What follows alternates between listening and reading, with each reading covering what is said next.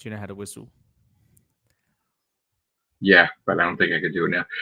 Welcome everyone to the Real Whovians cast. I am your host, Matrix Lord 212. This is the 2001 episode. I'm with Modern Age Nerd. What's up, Hayden? Oh, best day of my life so far. I wonder why. Best day of my life. Oh, how do you feel? I feel pissed. I just watched you unravel in your last stream, and I'm thinking he's lost it. That's it. He's over the edge now. They should call you Edgelord 212. God damn. Here's the thing, right? Marty works in media, right? And he has been constantly seeing Russell T. Davis, right? Yeah. So, like, Russell can't say certain things, but Russell so Marty applied for a job at Bad Wolf, right? And they told Marty if he gets the job, he can't do the Real Whovians cast because, spoilers and shit. Yeah. So he's like, all right, if I take the job, I will not do Joe's podcast. So he told me about this, and I said, I understand, that's no problem. But then Marty wound up, I guess, getting another job in the area, like media or whatever, right? So, and he works with a lot of the actors and stuff, and he's constantly bumping into Russell. So in the past couple of months, he must have bumped into him 5 times, right? He's constantly seeing Shooty Gatwa, constantly sending me pictures, everything. He Pro Mackey he bumped into. He drank with Paul McGann in the pub. So like he's in the media. He's dealing. He's interacting with them all the time, and it's amazing because they'll get information that the public won't get. Like but then we found out that Russell planted fake shit. So he thought that Mark Gatiss was going to be the voice of Ring-a-Ding, whatever, and it turned out that was not true. It was Alan Cumming. But Russell came out after I made my video and basically said that he purposely lied to the media. So basically, whoever reported that wasn't really wrong, and you shouldn't really come down hard on them because, boom, he planted lies. So I got annoyed with that. They use that as like a placeholder, the Mark Gatiss thing. Just like they recorded him until Alan Cummings could come in to finish the audio. Yeah. It could be. But well, they do that a lot. Yeah. Yeah, I got pissed off because I looked bad and I made me look wrong and made me look like I took that really hard. And then I started to see, it's weird because he told Marty, right before he went for his interview with the morning show, whatever it was, he told Marty, don't worry about season 3. Everything's going to be fine. Everything's under control. Yeah. So, of course, he knows Marty. He knows he does the Real Whovians cast. He knows. So, Marty's going to tell me. And then I'm going to make videos. And then we're going to do the Real Whovians cast. So, think about this. Imagine that he's manipulating the media, right? Where he knows I'm positive about Doctor Who, and he knows that season 3 is going to happen and Disney Plus is going to prove it, and it proved it or whatever. And then he's letting them go along with it. Like, if they don't mention it, then, oh shit, what's going on, right? Connecting it with the plot device of this bullshit that's going on in the episode in the season. And then he knows the bad Whovians. He knows, like Noel, how a nutter he is. And then he knows Nerdrotic. And he's capitalizing on that because Nerdrotic is on CNN and Critical Drink is on CNN. So if they start shitting on Doctor Who, he'll tie that in with cancellation. And that's the villain's trying to cancel the Doctor. And the Doctor is a TV show, So he's really... It's not a smart idea because if you think about it, say this was the 70s and he'd done this, say it was back in the 70s, he was running the show and he did it back then, like all these random YouTube channels, he's acknowledging within the plot. Kids who watch Doctor Who reruns today are going to have no idea what he's referencing with all of these little hits and that, because right. like, say this community or the bigger like sort of YouTube the ranting and, culture war community. It's so small in Doctor Who's overall viewership. It's only like probably 5% of all viewers actually watch YouTube content about the show. So it's just so random that he references it within the show. Because, a 6-year-old kid at home doesn't know who Nerdrotic is or what RIP Doctor Who is, Correct. So it just seems weird, that because he says it is popular with younger viewers. He said it's something like that 8 to 12 demographic the show's doing really well with. So it's like, it's very weird. But even though you're saying it's 5%, yeah, when we talk about it, it trends. Yes. So it's beyond the 5%. Well, what do you think the actual number is of how many people are aware of the online discussion and discourse about Doctor Who? I don't know. But I do know that it's important for Disney to keep it and make money from it. And it's a top money-making earner for BBC. But is it smart for the show to acknowledge arguments by fans online? Well, here's the thing. You know how much I love Doctor Who, right? Yeah. So what happens if, knowing I'm manipulated after a while, I get fed up? One of the biggest supporters of Doctor Who, what happens if I get fed up? And we're going to get 35 videos a day. No, but what happens after I get fed up when I just don't talk about it? I just can't see it happening. You're too dedicated.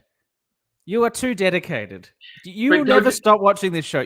But don't you understand? Like, if I dropped out of the picture, then who are they going to fight with? Who are they going to go to war with if they all agree that it should be canceled? True. I think you're the only one apart from Theories and Mr. TARDIS who defends the show. And Dr. Freedom. That's the thing. So it's like, there'll be one. They'll just start infighting all of the people who hate Doctor Who. But how are they going to infight if they all are going by the same narrative that Doctor is going to be canceled? Who knows? This is the exciting part. This just you like bring a show in itself. Listen, you bring them up too. Yeah. Gary's has got a hey, what's up, Sam? Hey, Sam. Oh wait, let me just change somebody for a second. Sam, how the fuck, right? You threatened to kill Noel, and this motherfucker goes to the police to fucking make a complaint about me, and you fucking threatened to kill him. What a fucking piece of shit he is, fucking coward. There's some more drama happening. Yeah, he filed a police report. They're gonna start off Twitter. Twitter's insane. Noel filed a police report in Ireland about me, but this is the guy that gave him the death threat. Go figure. Poor Sammy. He's a scary man. Yeah. No, I'm not. 2 years ago, we're fighting like cats and dogs, me and him, right? And then he was on Who Fire, and we resolved our differences. Maybe you and Noel could become friends. We were friends in the past. He used to be on this show, didn't he? Was he on this show sometimes? Yes. I don't think I've ever met Noel. He was on Who Fire, I think. Yeah. TARDIS Zone. But no. Okay. Yeah, but I'm not. Yeah, Sam. Yeah, I'm not gonna kill anybody. I sent a tweet last night, so I can't anybody kill. Why should I kill anyone? So that's you were just taking the piss. You were just taking the piss, and he was too stupid to realize it. Yeah, that's all. True. It's all comedy. To me, it's all comedy. What he does, it's comedy. It's just laughable, guys. It's all comedy until there's a police report. Yeah. Hey, but maybe you can mend fences now that he probably hated this episode just as much as you. He called Sharon a bitch, and he put her last name out there, so I ain't mending anything. I don't want to talk to him. But this episode you didn't like. This episode you didn't like. I purely hated this fucking episode. Just like Akaten. Akaten, I loved that. But let me explain to you. Yeah, let me explain to you why I didn't like this episode. Okay. You have a show that goes on for 62 years, right? What is it, 61 years now? 62, I guess, whatever.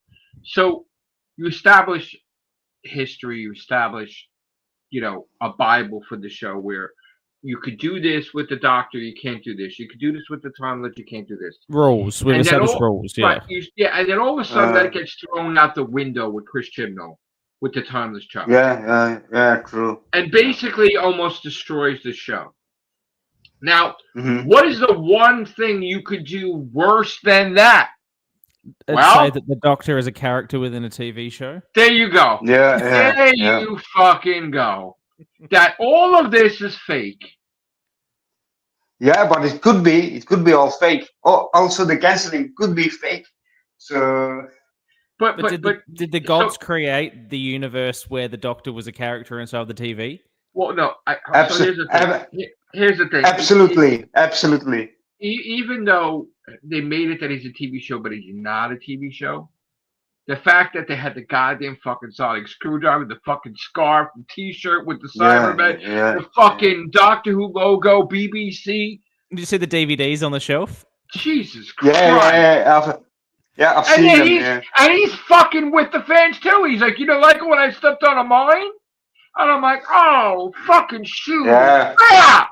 They even said R.I.P. Doctor Who. They referenced the Yeah. They absolutely did it. They absolutely we were all fucking played. And Roddick's gonna have a field day. Absolutely. Absolutely. You've been played. You know what gets me mad? And I wasn't really thinking about it at the time. I wasn't thinking about the time, Hayden and Sam, right? But Marty's drinking coffee in the BBC cafe with Russell T Davies, right?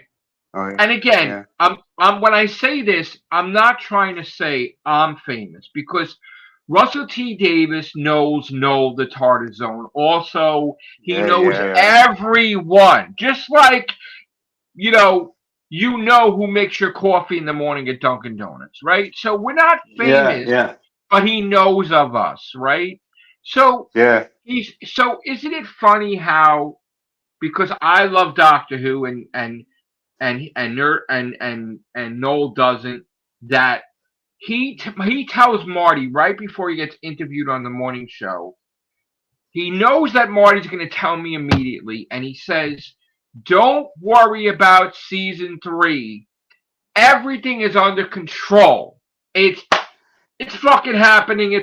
So of course I'm like, it's Russell fucking, it's great, whatever. So then, and I'm tweeting that, but before this, I already knew it was a go from my sources in the BBC.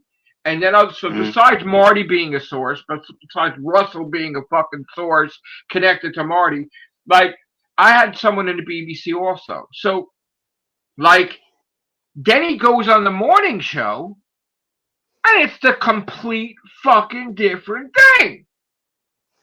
And I'm like, of course, that's right. That's so media. I'm like, so no, he says the different. He says something completely different, right? He says, "Oh, Doctor Who, it's nothing's happening, and we gotta wait for Disney." And I'm like, "Wait, what?" And I'm like, "Marty, what the fuck is this?" Because he just told you, and he's like, I don't know. And I'm like, "What the fuck is going on?" So, like, when it was leaked about the Mark Gatiss thing, and then that was a lie, and then I was upset. And if you saw my video, I'm like, I'm wrong, and this and that. Yeah. Now, Russell didn't have to make a fucking interview right after that, like a day later, but I guess he fucking probably felt he needed to, because, you just gave out the wrong information, and I feel like I fucking screwed over the fans, my fans too. So he said basically it isn't anybody's fault reporting, because he lied to the media. So we reported on something he lied about. So I didn't feel bad being wrong, because he purposely made me wrong. So I started to feel after that, you know what, maybe I'm being manipulated. Right? Yeah. Because I put 2 and 2 together. I'm like, it doesn't make sense how, and maybe the BBC also, the source too, like, they're giving me the right information, but then they're giving everybody else the wrong information, because that would cause hostility in the moving community. Everybody would be fighting with each other, but it will trend. Okay, look at the thing now. when Sylvester McCoy on Twitter said to vote for Kamala Harris, right? Oh yeah, I The never moment he started trending was when I started fighting with Sylvester McCoy and his manager on the fucking Twitter. And it went to like 22,000 views instantly. Oh, right? okay. Right? Instantly. And then all of a sudden I was on, so then people reached out to me. Then I was on Sensphere. Then I was on this, right? So, like, that was trending. That made Doctor Who trending.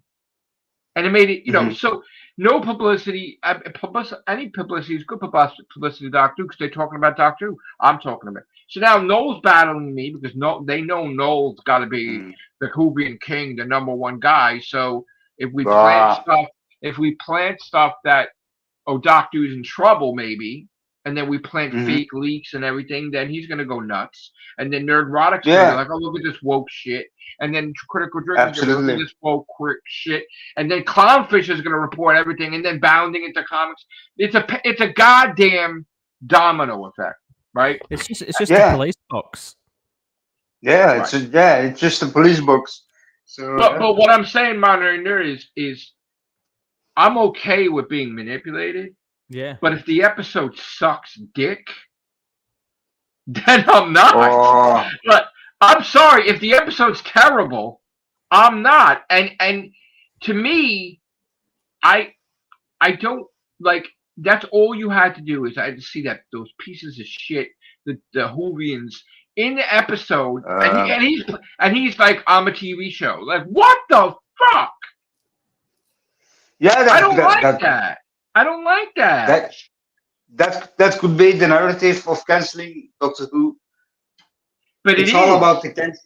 But he's gonna put that in the episode. Doctor Who's canceled. I did it, everybody. And then the Doctor's gonna figure out how to defeat Miss Flood, and he's not gonna be canceled. But he's not really a TV show. She made him a TV show. But he's gonna use that. Why do you think there's Whovians that are gonna be in the finale? There's all these people that are connected to their YouTube channels. They're all in there. So this is why he's used us to promote the show. But true, and that's a good. It's not good because the episode's got to be good. If the episode if there's more episodes like this one, but they start doing it like he's a TV show and it's not serious. It's because that's the thing. You take the serious out of Doctor Who, then it's like a fucking comedy. I'm not looking for Doctor Who for a comedy, right? It's going to get worse. I'm not looking for comedy. We lose the sense of seriousness then. But that's the point. That's the point now. So you want to make it worse? I think to get to the series finale, to the season. That's why he's got to kill somebody off in the finale. So that way it's serious. Yeah. He's got to kill somebody to show, all right, joking around inside, now someone dies. And I think it's the Doctor. No, it's Ruby, I think. Or Belinda. I don't think so. I think it's Ruby because she's not like she's gone from the show. So if there was a season 3, she probably wouldn't be in it. But Belinda may stay the companion. Oh, I gotta say, I kind of liked the episode. Yeah, me too. I like it a lot. Look, the thing is, it held my attention, and I found it because Doctor Who every week it should be a little bit different, because as you know, Joe, this is where we differ. I love Love and Monsters. I think it is great. It's great. Yeah, okay. It is great. Yeah. Look, Sammy's about to have a heart attack over here. I love it. Yeah. Okay. Look, I've got a lot of problems, okay, and I really enjoyed that episode. I thought this one was good. Like the CGI looked good. I loved the 1950s cinema design. Ncuti Gatwa actually felt more like Doctor Who here. Yeah. Sometimes he just feels like he's Ncuti Gatwa as Ncuti Gatwa, but here, he was making that little, that little router to try to get them back home. Little things like that. Yeah. Things like And that. you know what the funny very thing is? doctorish. I always love his performances. I didn't like his performance in this one. Look, we're taking some. I think we're at a split here. I think we must have bi-generated and split our opinions in half. Yeah, of course. Yeah, we Actually, you know what? The sad part is, I thought I actually died, and I'm in hell. I thought I died, and I'm in hell. This is like when I saw Justice League. This is like Biff. This is like Biff fucking Tannen. Like alternate reality, like Biff Tannen. Biff Pleasure Paradise. Like Doctor Who episodes sucked. I hate it. Everybody loves it. Yeah. I'm in hell. Like this is just like we're part of the goddamn story. And your hair's not even slicked back today. Yesterday it was looking great. Because I used hairspray. I used hairspray and I took a shower because I wanted the hairspray out right away. But you've got the old Matrix Lord outfit on, the green polo with the the cardigan over the top. Yeah, it looks great. Thank you. But you notice my profile photo? Why has no one commented? It's me and a chicken monster. Right. All right. Cool. Because Do you remember the chicken monster? Yeah, and they don't know who that is. Don't mention his name so I get flagged, please, because. But we've got Sammy on this show. Yeah, So I actually thought, because all these things with my health lately and whatever, I actually thought I died. I'm in fucking head. This is how. Well, good news, Joe. You're alive and you're looking very healthy. So we're gonna. You know what? You know in this universe they make it like Moffat's God because they only mention Moffat episodes being the best ones. Joe, I hear the bad news is that you've got a terminal disease and you've got 6 weeks to live. So it looks like you're going to have to watch through episode 8. Yeah, indeed. Alternate reality. You've got till May 25th, buddy. Then it's all over. Yeah, then the show will end forever. Could you imagine? No, let's just touch wood here. Could you imagine you died and they announced season 3 the next day? Could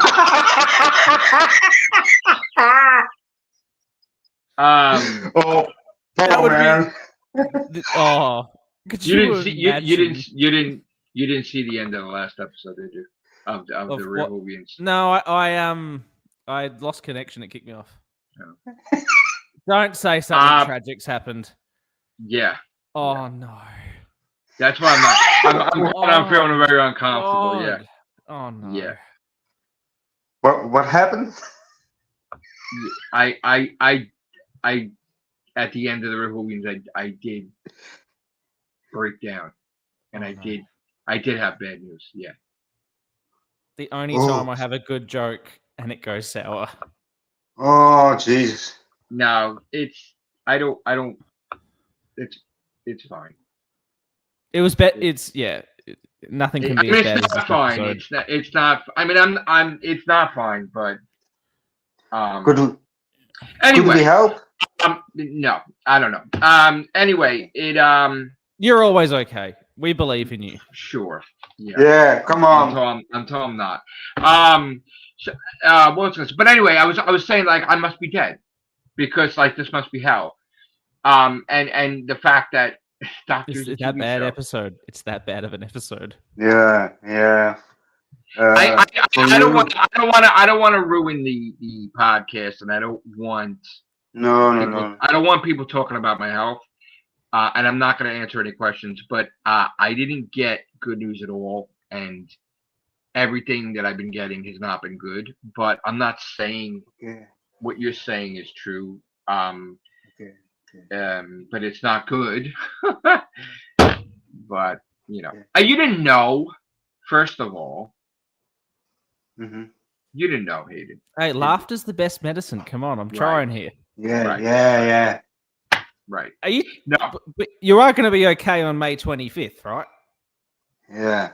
I hope so. Oh well, good. It's all good. It's all good. So. Okay.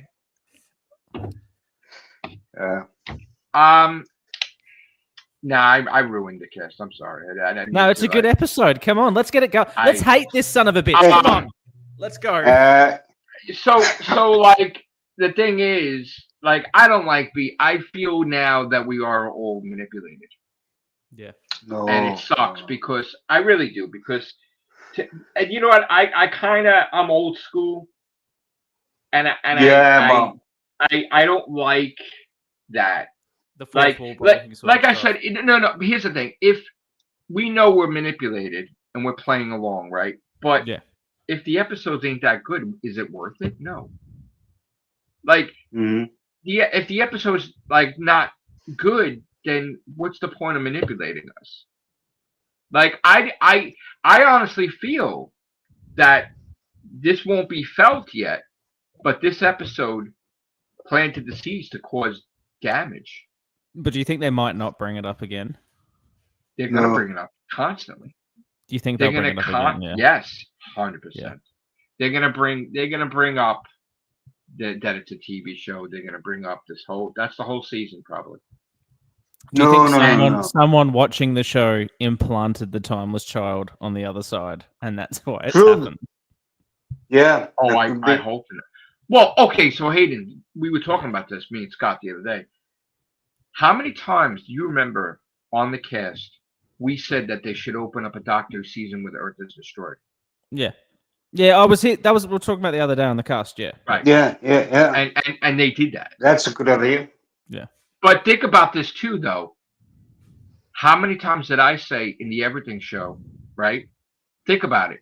I said if Darth Vader used the full extent of his powers, it would be like a horror movie hunting down the Jedi. People would be screaming and running. And what did they do years later? Rogue One. And what did they do? Everything I exactly said happened at the end with Darth Vader. And you could timestamp. You could see years before me describe that, and that was implemented. Did you say they were going to go into a cartoon?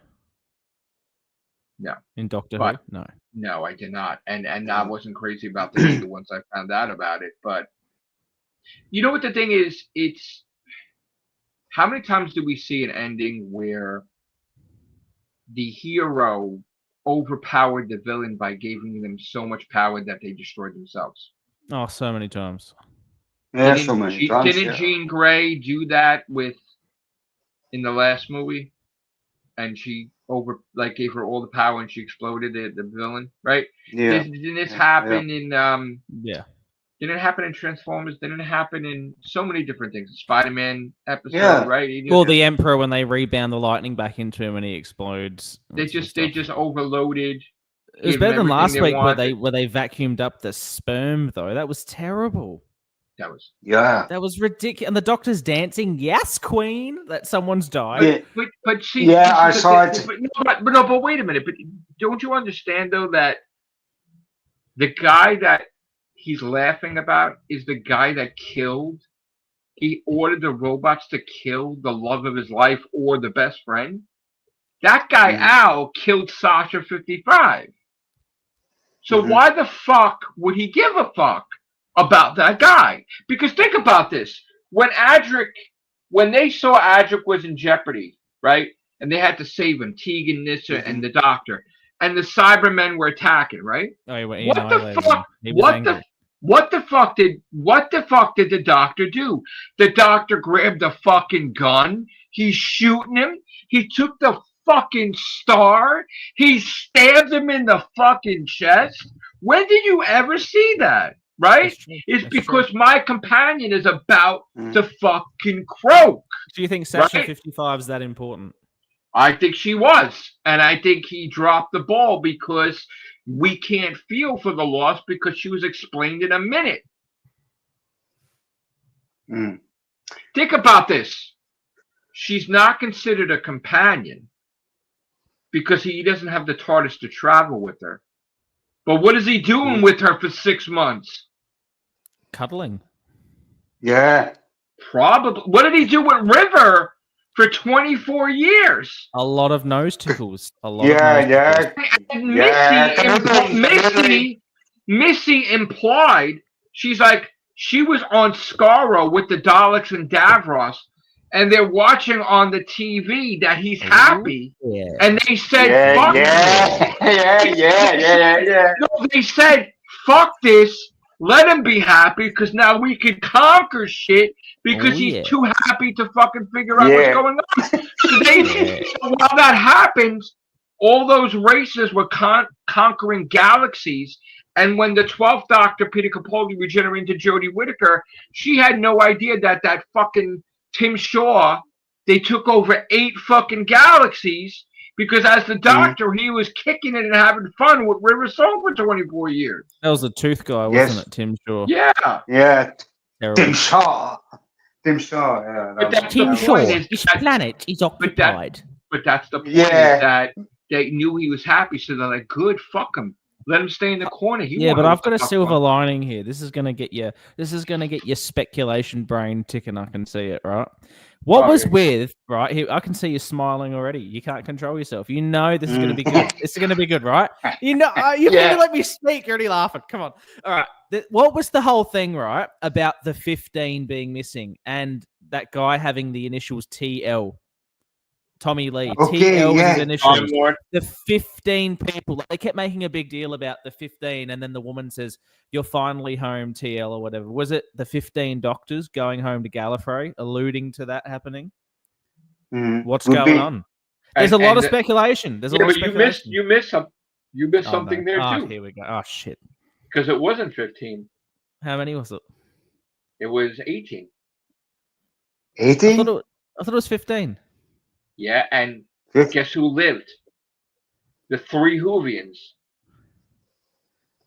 Yeah, but they didn't go missing inside the movie. No, but they didn't exist. But now they exist. So I've got one for you. I've got one ready. Wait. War Doctor, Fugitive Doctor, and the Timeless Child. Well, I was gonna say Rassilon, the other, and who was the other one who made the Time Lords? The third Omega. Yeah, but the other thing was a juicy. They're not going to do that. That was wasn't that a comic strip or was that a? I'm reaching here. The only thing there was only 2. It was Rassilon and Omega, and that stupid bitch Tech Dayun fucking tried to make her like she was somebody. So that's all. She was good looking. She wasn't anything. She wasn't anything. She was good looking. Yeah, the young version. How did that make any sense that Tech Dayun was part of Time Lord Society, that she created the laws, but then she's creating a division that's against the laws she created?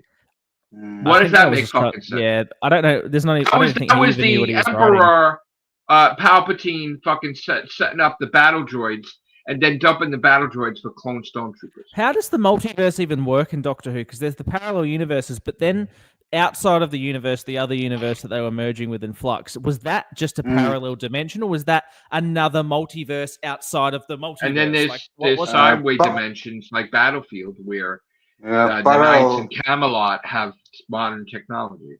Yeah. What were you saying? And they got the Inferno, which is the parallel universe to us, right? And E-Space. What was E-Space? That's a whole E-Space. Another area of the universe that the vampires that in our universe though. Well, the vampires that really existed, that was what the war was before the Daleks. It was the Time Lords fought vampires. They went into E-Space. What I've been trying to tell you in my comments for the weeks, and I think you kind of get what I'm saying, but at the same time, have you seen The Flash? Yes. Yeah. The Michael Keaton, Ezra Miller Flash.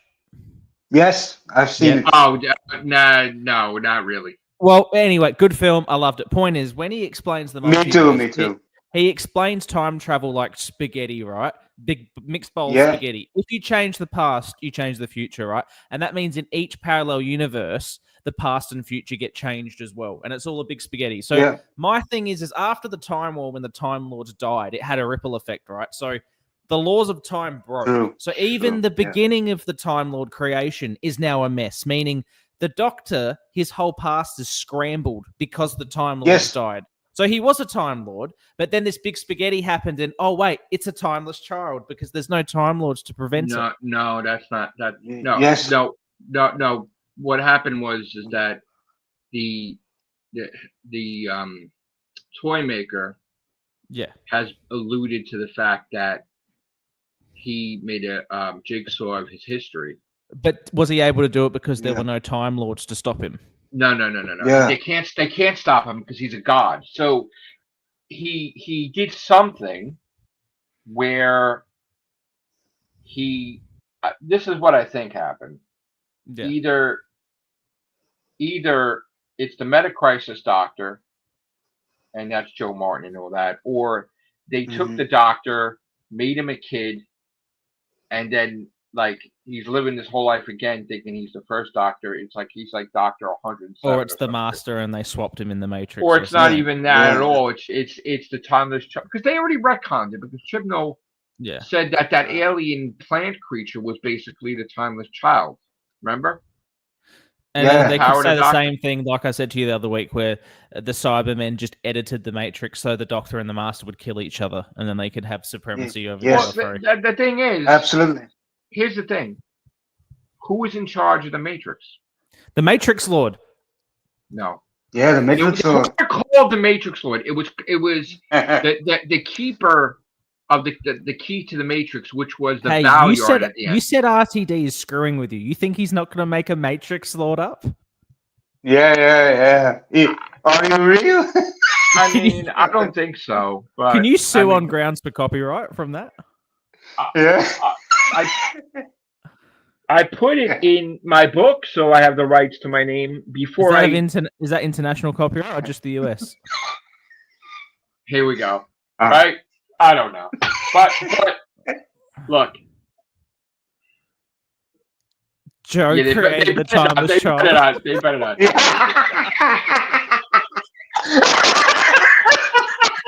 know what would be great? You know they did the faces. Don't tell me we're gonna watch past Real Whovians, and there's a joke. You know what? Don't tell me there's a joke in the Real Whovians that I said, oh, what if there's doctors before this one? Can you imagine they do the Morbius doctors, but it's you and Joey Jupiter?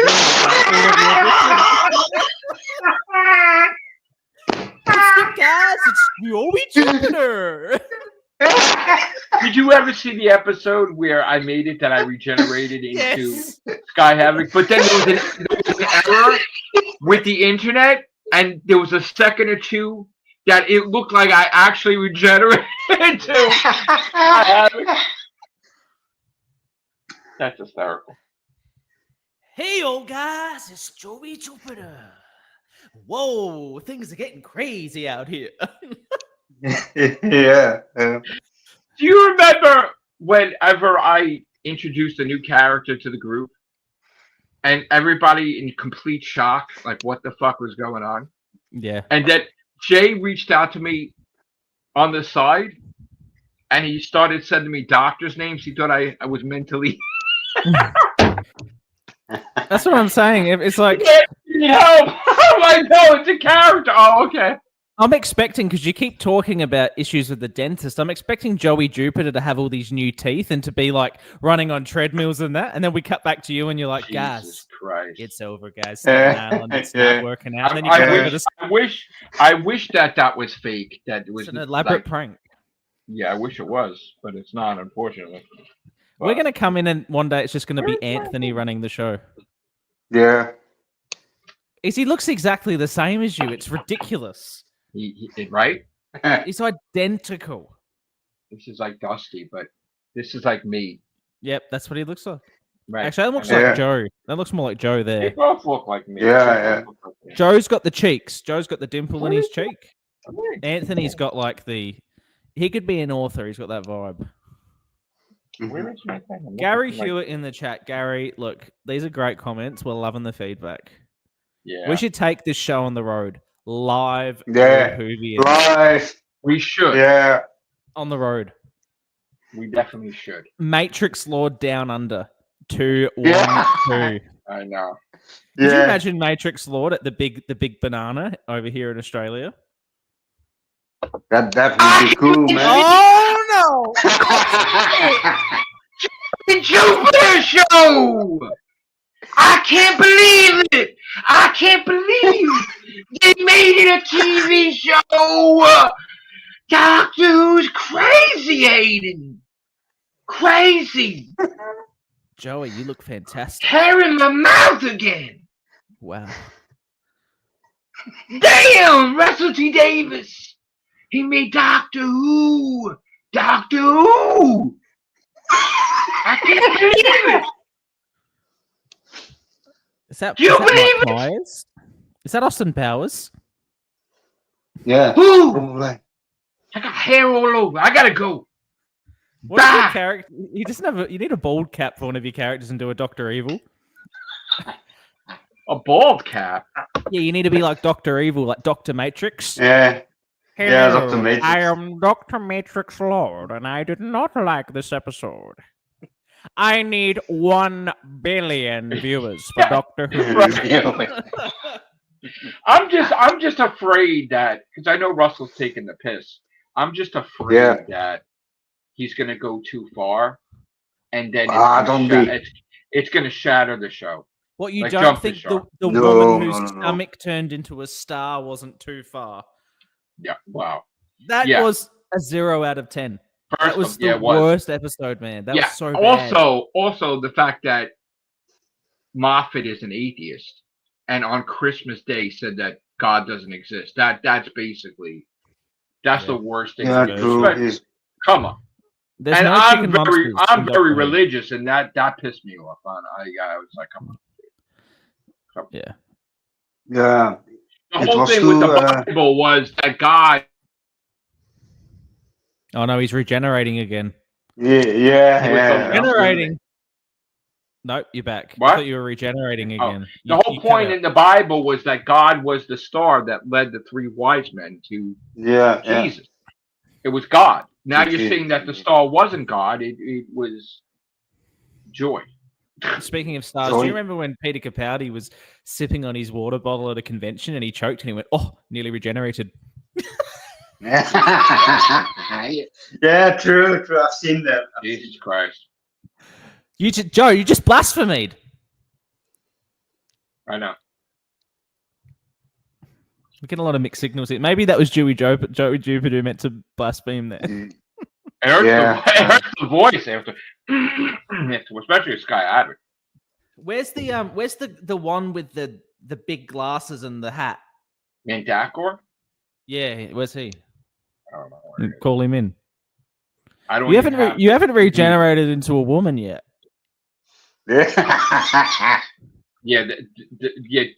Believe me when I tell you, I actually thought about doing that, but not me. No, but not me being like. I would actually have a woman stand here and talking to you like she's me, and it was this just is more entertaining than Doctor Who, isn't it? That's sad. Yeah, that's what I told you last week. I said the show is more fun than watching the show. Yeah. I'm worried about the show because no. I'm really worried. I have a reason to worry. I mean, I don't think this is worth it. I don't think that this will backfire. I don't think that I could be wrong, but I don't think that this is a good idea. Nothing is as bad as Sleep No More, though. That was horrible. But this is to say that this is all bullshit. Yeah, it is bullshit. I mean, Gary, I give this one a 7. But you know what the thing? The problem is, though. It's going from ridiculous to comedy, right? It's turning into pure fantasy. But how are you going to get serious? It is fantasy. It is fantasy. How are you going to get serious? The show will just die a slow death. But that's what I'm telling you. But that's what we need. We need it to die a slow death. Because this is what's going to lead to a reboot and a new creative team coming in, and then it's completely because you know what will happen if the show loses all, if it loses itself. What will happen is some viewer out there will go, "We like Christopher Nolan did with Batman. We need to prove that this is worth watching," and that's what RTD did in 2004. He said, "We need to prove this is good drama," and that's what will happen. But the current team can't do it. It may not be for 20 years, though. Yeah, but I'm like only 28. I got time. But I will be 20 years old. I'll be 71. Yeah, and your hair will look fantastic. But I'm not even gonna make it to that. You will. Trust me, you will. Oh. I'm telling you, I've got faith. You will make it. You don't. We've got to make it to episode 10,000. Let's go. Right. Yeah, absolutely. Right. Look, may I live a long life. We'll see. Look, we've got to get to Staten Island, do a live episode, get some deep dish pizza. Yes. Do a live pizza lesson. Right. It's going to be great. It's going to be great. Yeah. Well, what we were told was, unfortunately, that I don't think this is a good idea, but Russell wants the next Doctor to be a female again. He wants to prove that it's actually not a bad idea. Yeah, not a bad idea. Do you know what, though? Yeah. It could work. If it was Olivia Colman or someone of that stature, it could have worked. You know what it is? It's a game with Russell and Moffat and Chibnall that each of them got to do something so ridiculous, and it's like a game like Curse of Fenric, which playing the chess, where he's got to prove that he could do a better female Doctor than Chibnall. Yeah. Yeah. And that's why he had the haters wrong. And that's why he has to. Not that against Jodie, because here's the thing. Russell did take Jodie Whittaker and Mandy Patil out to dinner, and they did present something to her that they want her to appear as the Doctor with Yaz in episode years from now. Yes, she was a beautiful woman. No. Yeah. No, though they want her to appear in an episode of Doctor Who. Well, they'd have to at some point, right? If you do multi-story Doctor arc, yeah, right? They'd have to do it at some point. I'm guessing. I'd be fine. The thing is, no one who's ever been bad at being Doctor Who has been a bad actor. It's just that the show hasn't been quite enough for them to work with. Like Jodie Whittaker, I'd watched her on Broadchurch, Attack the Block, a couple other shows, and Black Mirror. Great actress. And then she was Doctor Who, and she was just kind of like a zany hippie school teacher. Didn't quite fit like Doctor Who. Who? Who's that down there? Gary. That's Gary? Gary Hewitt. Is it? Yeah, we've been talking to Gary the whole show. No. The picture of people in the waiting room, like the guy. I can't see that. He's calling himself Hayden. Where? Hayden. I don't know who that is. Is it in the comments? No. Wait, who's in the chat here?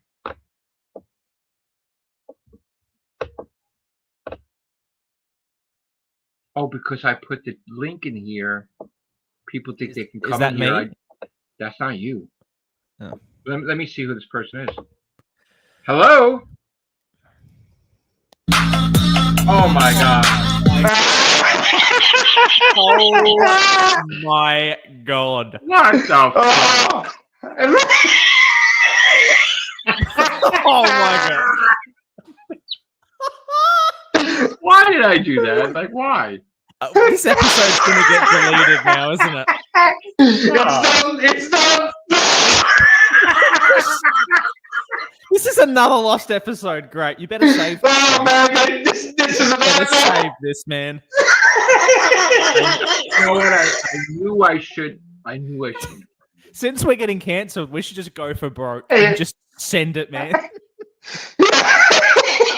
The real Whovians after dark. Jesus Christ. This is like that. This is like the Everything Show episode. Remember that? With episode 2001 more cancellation. Do you remember that episode with Daniel? I'm talking about Spider-Man. We're talking about Spider-Man, and then he clicked on the wrong thing, and he showed he was watching porn. Was that like young Daniel with the braces? And he was like having coins where you do this, you shave. Oh, you're talking about Daniel's Hot Topics. Yeah. The Prime Universe. Did you ever see that episode? The uncut version? Yes. God. We've talked about it for years. It's the most iconic hour of television. I have the uncut edits of. Who was that just came in? You know, I should. The person said Aiden on it, and that's why I said, "Who's that?" But you can't see who's in the lobby. No, my name's Modern Age Nerd. No, but the person said Aiden, which you're Hayden, so I knew that. I was like, "Who is that?" I don't know why I added that person in there. I was like, "I want to see who it was." Do you know who it is though? No. Oh. It's a troll, obviously. He's a funny man. I'll give him credit. It was funny. Wow. I was blown away. We've lost episode 2001. Wow. Yeah. Well, since we've gone for broke here, you know what you're gonna have to do? You're gonna have to edit. Oh yeah. somehow. I Oh, can't. you have I to can't. edit out. I can't edit it. I don't have software, and you would have to do it, Hayden. I could do it. Oh, You would have to oh. download it and just Yeah, I could fix do it and send it back to me. I just clip that bit for God myself. damn it. God damn it. But back on topic, what were we speaking about? Jodie Whittaker and great actresses. It was nudity, Yeah, Proper yeah. 12. I think there was huge ass cheeks slapping right in the frame. I think there was 5 pairs of ass cheeks slapping. Was that you, Proper? Was that you? You fucker. No, I Was that you? I think Proper just watched it a few times and just realized it wasn't any nudity. Oh. Mhm. Gary Hewitt got the 7th Doctor DVD bundle for £6. What's that in Australian dollars? Is that like 12 Australian dollars? No, not me. Okay. What were we saying? That Jodie Whittaker, yep, good doctor. No, she's gonna appear. She's gonna appear. She's gonna that's appear right. again, I guess. But Yeah, why not? You know, Andrew Garfield in Spider-Man. Just if she gets a good story and has minimal screen time, but has a couple of good lines, then people will be won over. See, she was always good. That's Yeah. what they'll say. Always happens. Who's a bad doctor in your opinion? Who is the worst doctor? when I told you you know who I was. When I was a kid, I was against Colin Baker for choking the shit out I think of Barry. everyone's. Yeah. I was. Wasn't that just the regeneration going crazy though? Yeah, but it was it was within right. You know, at that time, yes, but that's what kind of. I think from that moment on, he was scared of himself, right? Because that's never happened. But then he found out that he's going to be the most evilest fucking dick in existence as the Valyard. So then that was the end of I'm going to grab guns and use guns. And then the doctor was like, I don't use guns. I don't use this. I don't use that. And I'm, because he don't want to be evil. He almost became the Valyard. What's your favorite episode of Doctor Who? Besides Rings of Akatan? You're a joke. You're taking the piss. There is no way. I love Rings of Akatan. Go back to the cast when that episode aired and watch me and you and watch how I was like, nah, this is terrible, Joe. The reason why I like the episode, right, is because I feel it's a perfect episode to jump people on to the show. Mm-hmm. It's the best jumping on episode because it captures everything that's the best about the Doctor. That's why I love it as one of my favorites. But I have a lot. I mean, look, I like the whole, the Utopia, Sound the Drums, The Last of the Time Lord. Great trilogy. That's good. Yeah. Right. The 11th Hour. Yeah. I love the whole Stolen on Earth, Journey's End. I love Midnight. I love Turn Left. I love there's so many different things. Like I just Madame de Pompadour one, the Girl in the Fireplace was always that. Blink. I used to love Caves of Androzani as a kid. I thought it was great. That was great. It was a great episode. Because he actually lost. It's like and Logopolis. I like regeneration episodes. Yeah, Logopolis. Well, I gotta tell you, when I saw him regenerate, I was in shock when I was a kid because that was the first time I saw him regenerate. Yeah. So I didn't know what the fuck was happening, And you didn't have like VHS reruns of John Pertwee, did you? Mm-hmm. No, it wasn't like that. It was it's weird in America. It wasn't like you're just sort of lucky if you caught something on TV. It wasn't like we had that available in a store. Doctor Who would do it like you couldn't get action figures. You couldn't get. Well, were the episodes because I know they started sending Doctor Who to America once Tom Baker came. So did they even have the Pertwee episodes in America? So they had. What happened was, I used to watch Doctor Who on Saturday night at 9:00 on Channel 58 UHF New Jersey Network, right? Mm-hmm. So me and my father would watch that, and it would be long. Sometimes it would be 9 to 10:30, or sometimes it would be hours, right? They had other channels that started airing Doctor Who, Channel 21, Channel 31. One of them aired it in episode form, like where every day they aired a part, right? Like they split it into parts. Yeah. But I got introduced to the other Doctors through the other channels, and then when Doctor was on a break, I was watching the other doctors, and I was like, oh, I loved everybody up until Colin Baker. Like, so again, when I was a kid, like, there was no you're gay, you're this shit. Like, there was no terminology. There was no, like, it wasn't really, when I saw Colin Baker, I'm like, what the fuck? I was like, why is he talking like that, right? Why is he acting like that, right? I didn't understand what the hell he was trying to be. Were you a super fan at that point? I was a huge fan, but when he choked Perry, I was really traumatized. Yeah. Because I was young, and I was traumatized, and I'm like, that, how am I supposed to he's my hero, but then he... What were you, like 11, 12? God. So I was born in 74. So, all right. So what the hell? I was like... So what was 84 that he popped on the scene? Right? So I was 10 years old. But did they have a delay where America didn't get it till 6 months later or something? They had something, I think. But it's just... Maybe.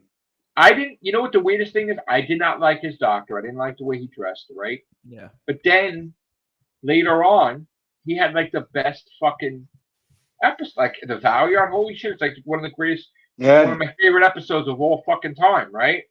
And it's with him. And so, years later, I realized that it wasn't the actor, right? It's the writing, right? What did you think of his original blue outfit they never used? But he never wore that. Did you see the behind the scenes though? Yeah, I saw the outfit. No, I think that he should. I don't think he should have had that outfit that he had, because that was ridiculous. He hated it too. But that kind of led the downward path to the show. Oh, it was ridiculous. But you see, the thing is, I felt if the show was going to get canceled, it would have got canceled during his tenure. I didn't think it should have got canceled on Sylvester McCoy. Sylvester McCoy, if you remember, the episodes are getting really fucking good, right? Yeah. We had really good fucking seasons, right? They could have kept going. They even said they could have kept going. It was ridiculous. With Colin Baker, that could have been canceled, but not with Sylvester McCoy. And they had a really good 27th season planned as well. Yeah, true. Absolutely. And then I had to resort to buying the books. Yeah. Time Worm and the Target novels. Right, the Target novels, the magazine. Lungbarrow.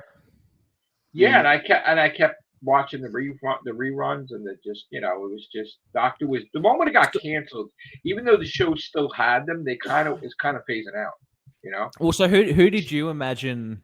Let's go back to 1991, for example, because were you watching it until it got cancelled? Oh yeah. Do you remember when it was cancelled? I remember, because things were differently back then. We didn't have social media. We didn't have. The TV magazine or something. So now let's describe Matrix Lord 2 and 2 in the past, right? So in the past, I would have to buy all the magazines, right? That they would tell you stuff ahead of time, right?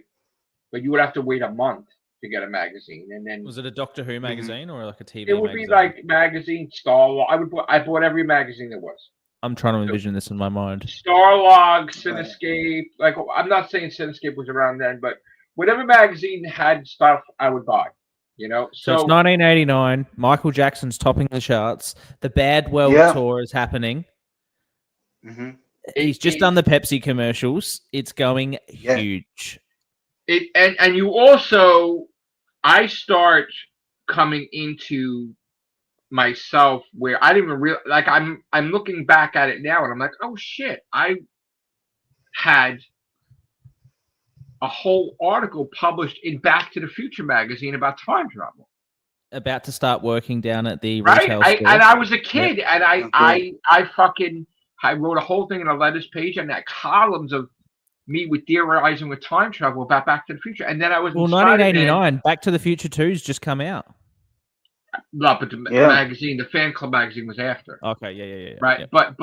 But I was in the magazine. Then I'm in Todd McFarlane's Spider-Man letters page, like Spider-Man. Like I'm starting to like do some writing here and there. You were sort of like the Staten Island Chris Chibnall. Yeah, maybe he is. Yeah. Remember Chris Chibnall was on like the Doctor Who fan clubs, and he was on that show. Well, the thing is, when I created my name, based off of, because think about this. In my childhood, right, loved Transformers, right? Yeah. What was the thing? The Matrix in Optimus Prime, right? That Did you they watch had to Voltron? they had to transfer power from the Matrix, right? Yeah. From Transformers. So I was a huge fan of the Matrix. Gallifrey had the Matrix, right? Mm-hmm. So there was a lot of different things with Matrixes, right? And Did you like the Matrix? yes, I was a Yeah. huge fan of the Matrix movies too. Yeah. So yeah, I'm like, they were- well, what would you be if you would be sci-fi? You would be the Matrix Lord of sci-fi and entertainment. So that's how I created my name through all the different aspects, mostly Doctor Who Matrix, not Matrix from the movies, because there's always been stuff with Matrix in different a lot Time of Lord, different shows. Matrix Lord. Yeah, it sort Yeah, of makes right, sense. Yeah. right. So it's mostly Doctor Who, and but because of Doctor Who, so what I was in kindergarten when Doctor Who, I started watching Doctor Who, and I got my one friend involved in Doctor Who, but nobody anywhere knew what Doctor Who was near me. In school, I used to make it like the tree was my TARDIS, and I made a key out of fucking a branch, and me and my friend would play, and then I would get my ass beat. And they down. beat they'd hang you from that tree. No, they didn't hang me, but they beat the shit out of me because they're like, "Why aren't you playing with the Star Wars figures? What the fuck is Doctor Who?" They beat the shit out of me, literally. I literally got beat up. Yeah. I was a Marvel guy, so I wasn't. Yeah, so kids like is shit, man. Kids suck. Yeah. So I got beat up, but I still love Doctor Who anyway. And I was longing for the day that people would know what Doctor Who was, like I did, right? Because not a lot of people in America knew what Doctor Who was. Wasn't from here. When it aired here, that's when the president got shot. So it never became popular up until Tom Baker, right? So even everybody knew Tom Baker. My dad loved Tom Baker, like Doctor and everything. So, but when I was a kid, and I think I remember, I think when I was 3, I think I was 3. I had the first 3 movies that I saw, or was I 4? I'm not sure. The first 3 movies I saw was Star Wars. Can I guess? Right? Can I please guess the other 2, please? Right. You want to guess? Planet of the Apes and 2001. Come on. Yeah. The 3 movies was, I think it was 1977 Star Wars, right? So it's 3, right? Yes. 5, 6, 7, right. It was Godzilla, right? There was a Godzilla movie where there was a statue of Godzilla in the movie, and I think the aliens were coming. Oh yeah. So Godzilla, and the other one was Mary Poppins. Jesus, I was so far off the mark. Oh, Jesus. Mary Poppins. Now, you could probably fly a kite. You could probably tell it would be Mary Poppins because in my books, the main character has an umbrella all the time. Everyone has an umbrella. Yeah. No. Even the Tomorrow Girl has the umbrella. It's the same. Okay. Yeah. It's the same character, but it's just different artists' interpretation of what she looks like. Yeah. It's the same character. So in 13 years, I've never looked at you and thought Mary Poppins. Never. No, but it wasn't. It's not just because of Mary Poppins. It's not just because of Mary Poppins, because I loved Singing in the Rain. Well, that's a good film. Yeah. That's a good film. Yeah. Besides Mary Poppins, people who don't know that Singing in the Rain, I love that. So I had a fascination with pictures with umbrellas and of course, all the Spider-Man at the end when they were in the funeral, there's all fucking umbrellas everywhere and everything. But like, it's just that's the point. Is like I had this different artistic style, liking that romance thing with the umbrellas, and So I have my characters for that. But so I was heavily Godzilla, heavily Star Wars, and Disney, right? Because of Mary Poppins, and I started seeing everything Disney, Aristocrats, everything animated Disney. Knobs and Broomsticks. Yeah, that's with Dick Van Dyke, isn't it? No, is it? No, it's not Dick Van Dyke. No, it's not. And Angela Lansbury, I think. Angela Lansbury. Oh, I don't Yeah, remember. that's- She's got a flying broomstick and she takes the kids on this like magical bed like under the sea. Yeah. I don't know. I don't remember. Yeah. But I Sword in the Stone, all these different things. So I was a fan of that, and there was comic books, and I loved Spider-Man growing up. Like that was my favorite hero growing up, Spider-Man. Especially since like the one toy that I kept breaking, they kept buying it for me, everybody, which it was a rule that if I broke something, I wouldn't get it again. But that was the one exception to the rule. Yeah. And when my father was a Star Trek fan. Okay. Yeah. And when he took me to see Star Trek II: The Wrath of Khan, That was it. that brilliant was movie. it. because when I could have Brilliant movie. I could have saw Star Trek the motion picture because it was in the newspaper. I didn't want to see that. No. When I saw Star Trek II: The Wrath of Khan, That was it. That was it. That was Matrix it, yeah. Lord was People born. don't know I'm motherfucking huge ass Trekkie beyond fucking belief. Right? Yeah. Beyond belief. Like and especially when Doctor was off the air and Star Trek Next Generation was on, like, that was like just I went to conventions, I met James Doohan Scotty in Staten Island. Whoa! Cool. So in other words, there was this place called the Fantastic Store, and Jim Hanley was a co-owner of the Fantastic Store with a partner, and then he made Jim Hanley's Universe, which I love. Now it's called GHU, but Jim Hanley's Universe. But I loved Jim Hanley's Universe, and in 1987, I started collecting Marvel and DC, but then I jumped to my father's like, you got to choose because even though I make money on Wall Street, I can't finance you buying every single comic of Marvel and every single comic of DC. So you keep one company. I'm like, well, Marvel because Spider-Man. So, and I started to get headaches with the DC because I'm like, I'm expecting Batman to fight the Joker and he's never fighting anybody he's supposed to fight. Scrubs. So I started getting annoyed with that, especially in the Superman comic. He was never fighting anybody good when I was collecting. So, what did you think of that new Fantastic Four trailer, by the way? Yeah, did you like it? I liked it. Yeah, Sharon didn't like it. Sharon, me too. Sharon didn't like it. The art style is great. The sort of the '60s futuristic retro aesthetic. It's awesome. I love it, but I am not a fan of the female Silver Surfer though. She's not, I mean, that's I don't like that. Vanessa Kirby. No, you want to know why I don't love? No, you want to know why I don't love it? Because you prefer Norman Radd. No, because he, in case you didn't know, Kevin Feige is in charge as one of his titles of Marvel Comics, and he had ordered that the Silver Surfer be killed in the comics while this is going on. Really? So, yeah. So they have a comic book called The Death of the Silver Surfer, where he's going to die by the time that happens.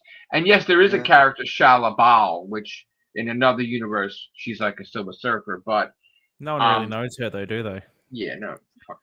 It's not worth touching. It's like, yeah. No. So I didn't agree with that because I felt, he was going on a downward spiral with the promoting Captain Marvel and all the women, and he just fucking pushing iron. He's pushing all the stuff that's failing lately. Isn't it weird how hard he's pushing all of these like random C-list females when Marvel has like the strongest female characters in comics? Like all the X-Men are like some of the strongest female characters in comics.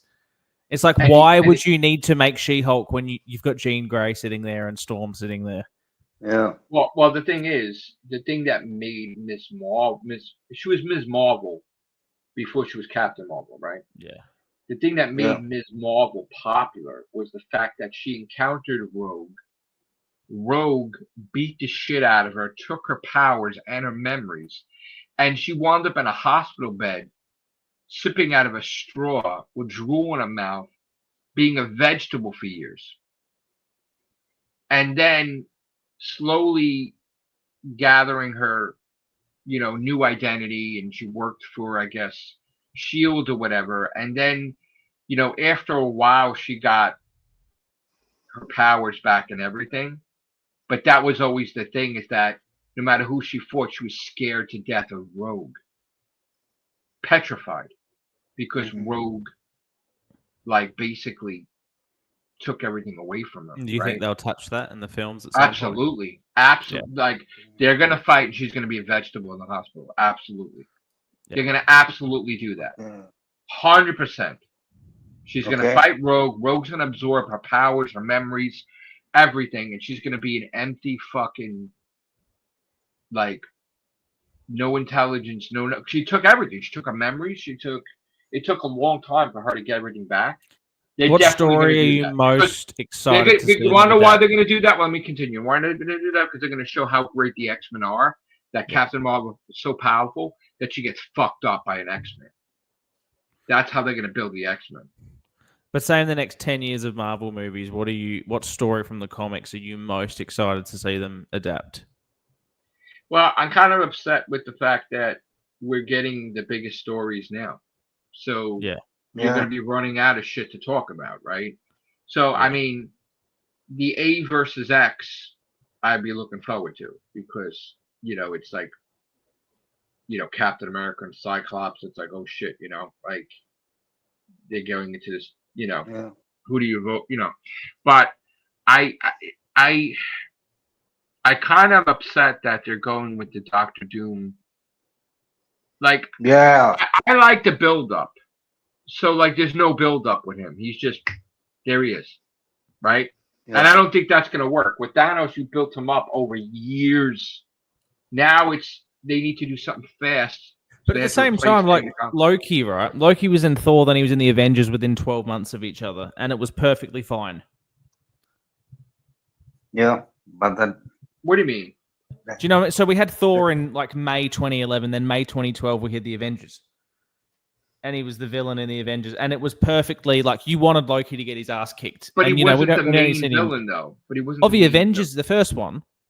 No, but he wasn't. He wasn't the overall like you. You're talking about like the end of the whole saga, basically. Right. The problem is it goes back to the fact that we're at the end of the saga, but we've had no. Yeah. First of all, Loki was never like Loki was a villain. And a big villain, but he wasn't the main. Yeah. Like, so what I'm saying is, this is not going to work where you're going to introduce Doctor Doom at the end of Fantastic Four, and then boom, he's the threat.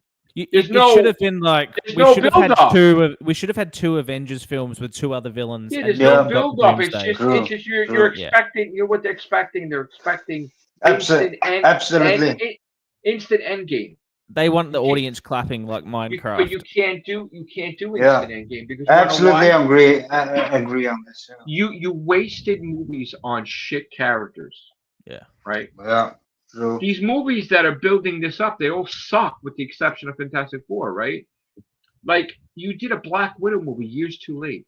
You did Ms. Marvel, like Captain Marvel 2, which I still didn't even see because I'm like so fucking turned off on it, right? Yeah, but Thunderbolts looks good. Thunderbolts looks good. Oh no, not really. You don't think so? I don't want to see it. Okay, but it doesn't look. It's not like. First of all, that's not even what the Thunderbolts were in the comics. I know. I just think, but it wasn't what the Thunderbolts were in the comics. It ruins the whole thing because the comics, it was supposed to be villains. Yeah, that's what made Thunderbolts because they were villains led by a top villain. So why would villains become heroes? That's what made it interesting. Now they're going to be like the Dark Avengers or something by the end of the movie. They're basically the Avengers. Yeah. Right. But anyway, it's just that's the whole thing. Is I don't. They with the whole Jonathan Majors thing, it would have been so much better as Kang. We should have done the Kang Dynasty and then done Doomsday. It would have been so much better. Like I just they you know what it is too. The movies were all failing and they were fucked. And if you remember, we reported on Everything Show that they declined Robert Downey Jr. a contract, right? Yeah. To come back as Iron Man. But then when all these movies bombed, what do they offer him? Ridiculous amounts of money. Yeah, ridiculous. He didn't want to do Iron Man 4. He was going to return because they were going to do the thing where he was going to be the mentor to Ironheart. He was going to be downloaded into the AI, and then his body would be on ice, and they would have to repair his body and go back into his body. Yeah, but we were talking about that. We were talking about that. How that was the plan. He was going to be an AI. A villain was going to strike Stark Tower, and his emotions was going to come out that he's not an AI because the villain will be like, well, if I know you're Tony Stark. I'm going to kill this person if you don't intervene. And then he's like, well, I don't care. I'm an AI. And then when it would actually push, then all of a sudden, fucking Iron Man's armor gets piloted by the fucking AI to fucking stop the villain. And it's like, oh shit, I am fucking Tony Stark, But they're not going to do that, and that's what's going to ruin the whole Ironheart thing, is because she has no point now as a show. But it doesn't matter, Joe. Do you know why? Why? May 27th, 2027, we have Ryan Gosling in Star Wars Starfighter. Come on! Starfighter. Come on! I want to see that. This is going to be fire. Ryan Gosling is the greatest actor on Earth. Why is he going to be fire, though? It's Ryan Gosling. He's like Tom Cruise. But what is he? Is he a Jedi or is he a fucking pilot? No, he's a Jedi. Is he? Yep, the leaks say he's a Jedi. He's trying to get his nephew trained, who's a Jedi as well. But when does this take place? It's 10 years after Rise of Skywalker. Yeah, 10 years after. Really? Yes, it is. Oh, that's official. That's official. They scrapped the Rey thing then. Yeah, well, this is from Sean Levy, who did Deadpool and Wolverine. Okay, so if they scrap Rey Skywalker thing, that's fantastic. But is she in it? Yeah, she'll be in it as the Jedi Master. Just a small role. Just a small role. But look, Ryan Gosling, if you remember, Force Awakens, he was actually up for the role of Luke's son, but they cut the part out of the movie. Is Idris Elba still the main villain? No, so that's a different movie. That's that's some other director's movie. This is the Sean Levy movie. It's sort of like they call it. It's that fucking guy that fucks up franchises, right? James Marigold. No, he's doing the first Jedi movie, which is different.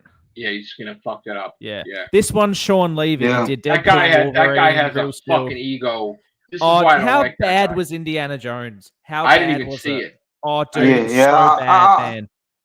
Listen, I've seen it. I never liked Logan like people like. No, Logan. I didn't either. I thought it was a solid 6 out of 10. That was it. And he got butthurt when he found out that they're bringing him back. Like he has the rights to keep Wolverine, Hugh Jackman on ice, which he's a fucking piece of shit. Yeah, that movie lost me when it was that he had to fight a young clone of himself. It was stupid. God. It was like, but I mean, man. To talk about Doctor Who, I know this is a real movie. I know we're going off on a tangent, but dude, we had bums slapping on this cast. I think we've lost the plot. Yeah. we had Anaconda. Do you think it's going to get flagged? I think so. No, I think it's okay. Maybe. I don't know. We'll have to go back and watch it. I think it's getting flagged. I honestly no. I think the channel's going to get striked. Yeah. Let's get back to Flux. All right, the episode we're talking about Flux. Oh, wait a minute. Yeah. Flux. Not Flux. Yeah, Flux. I saw people started fucking that up in videos. They called it Flux. Flux. It fell flat because again, the Doctor didn't save the day at all. Wait. If Sammy and I loved it, is that 2 against 1? Do we overall say it was great? It was great. It was fantastic. The music was great. The graphics were great. Joe, see, that's the thing. You can love it. I'm not. Do you think I'm a tyrant? Like, oh, you have to say no. I'm terrified. You're coming to take over me and my chicken here in Australia. We're having a fight against the Matrix Lords. Yeah. His Legion are coming. The weird thing is, probably subconsciously, that's probably why I want to be #1 gamer in the world. So he has to recognize me because he's a gamer, right? Yeah. He would have to report that I'm the #1 gamer in America if he's a gamer. Wait, who would have to report? Sammy Connor. Oh. That's meta. Hello, because he's on Twitch. Hello, everyone. Welcome. He's on gaming. Hello, everyone. He be biting his teeth and going, "The #1 gamer." Hello, everybody. Welcome back to another episode of Sammy's. You know what the sad part is? Yeah. The sad part is we were such good friends. Yes, we Best were. of friends, right? And you know what? what? Been 11 years. It's been 11 years. Who ruined that? David I Aston. know who ruined that. David no, Aston. It was someone else. No, it was David Aston. Because because that group chat on Labor Day, that David Aston's like, "Oh, Sammy, Joe's attacking Who Harmony," and then what did he do? And then Sammy struck my channel down. Yeah. The problem with Sammy is when you'd tell him something, he'd believe it and he would run with it. But you know what the funny thing was? I put all the paperwork in for the Guinness Book of World Records, and because there was a gap in, I had a straight run of Real Whovians every single day. Yeah. I know. And because that was removed, I lost it. I was so upset. So upset. Where's Beef? Have you seen Beef lately? Is he still alive? His dad died. Oh. Beef, if you're out there, rest in peace. You. Yeah, we love you. I sent him a message. Yeah, I'd love to talk Dad, to Beef. I love him. The Beef Dad was he was a good classic God man rest too. his soul. Yeah, he was amazing. I felt so bad. I felt so bad for him. He was a cool guy. Yeah. Matt Edwards as well. Have anyone heard from Matt? No, he hates me. I don't know. Does he? Yeah, purely. Because he was on only a couple years ago. Yeah. Well, no, but that's the thing is like, remember the whole Whovian Tube War when Michael and took the group away to do the whole. No, but Matt was on way after that. Matt was on like he just a appeared couple once, years ago. Yeah, but he cursed me out though in that episode. I couldn't. What is it about? I've always wondered what it is about you that people just get angry at. I don't know. Like, what is it? I don't know either, man. Yeah. I don't know either. Do you know what I think it is? I think I know what it is, and I think it's just people's. I think people screw with you because they enjoy the rant videos. Maybe. Yeah, that's when I started watching you. Honestly, when I started watching you, it was because I found a Doctor Who video, but I kept watching because you kept going on about a disliker, right? And I kept watching. I was like, what is he gonna do? Because you would just go schizo on this guy who kept disliking your videos. I was like, I've got to keep watching to see what happens next.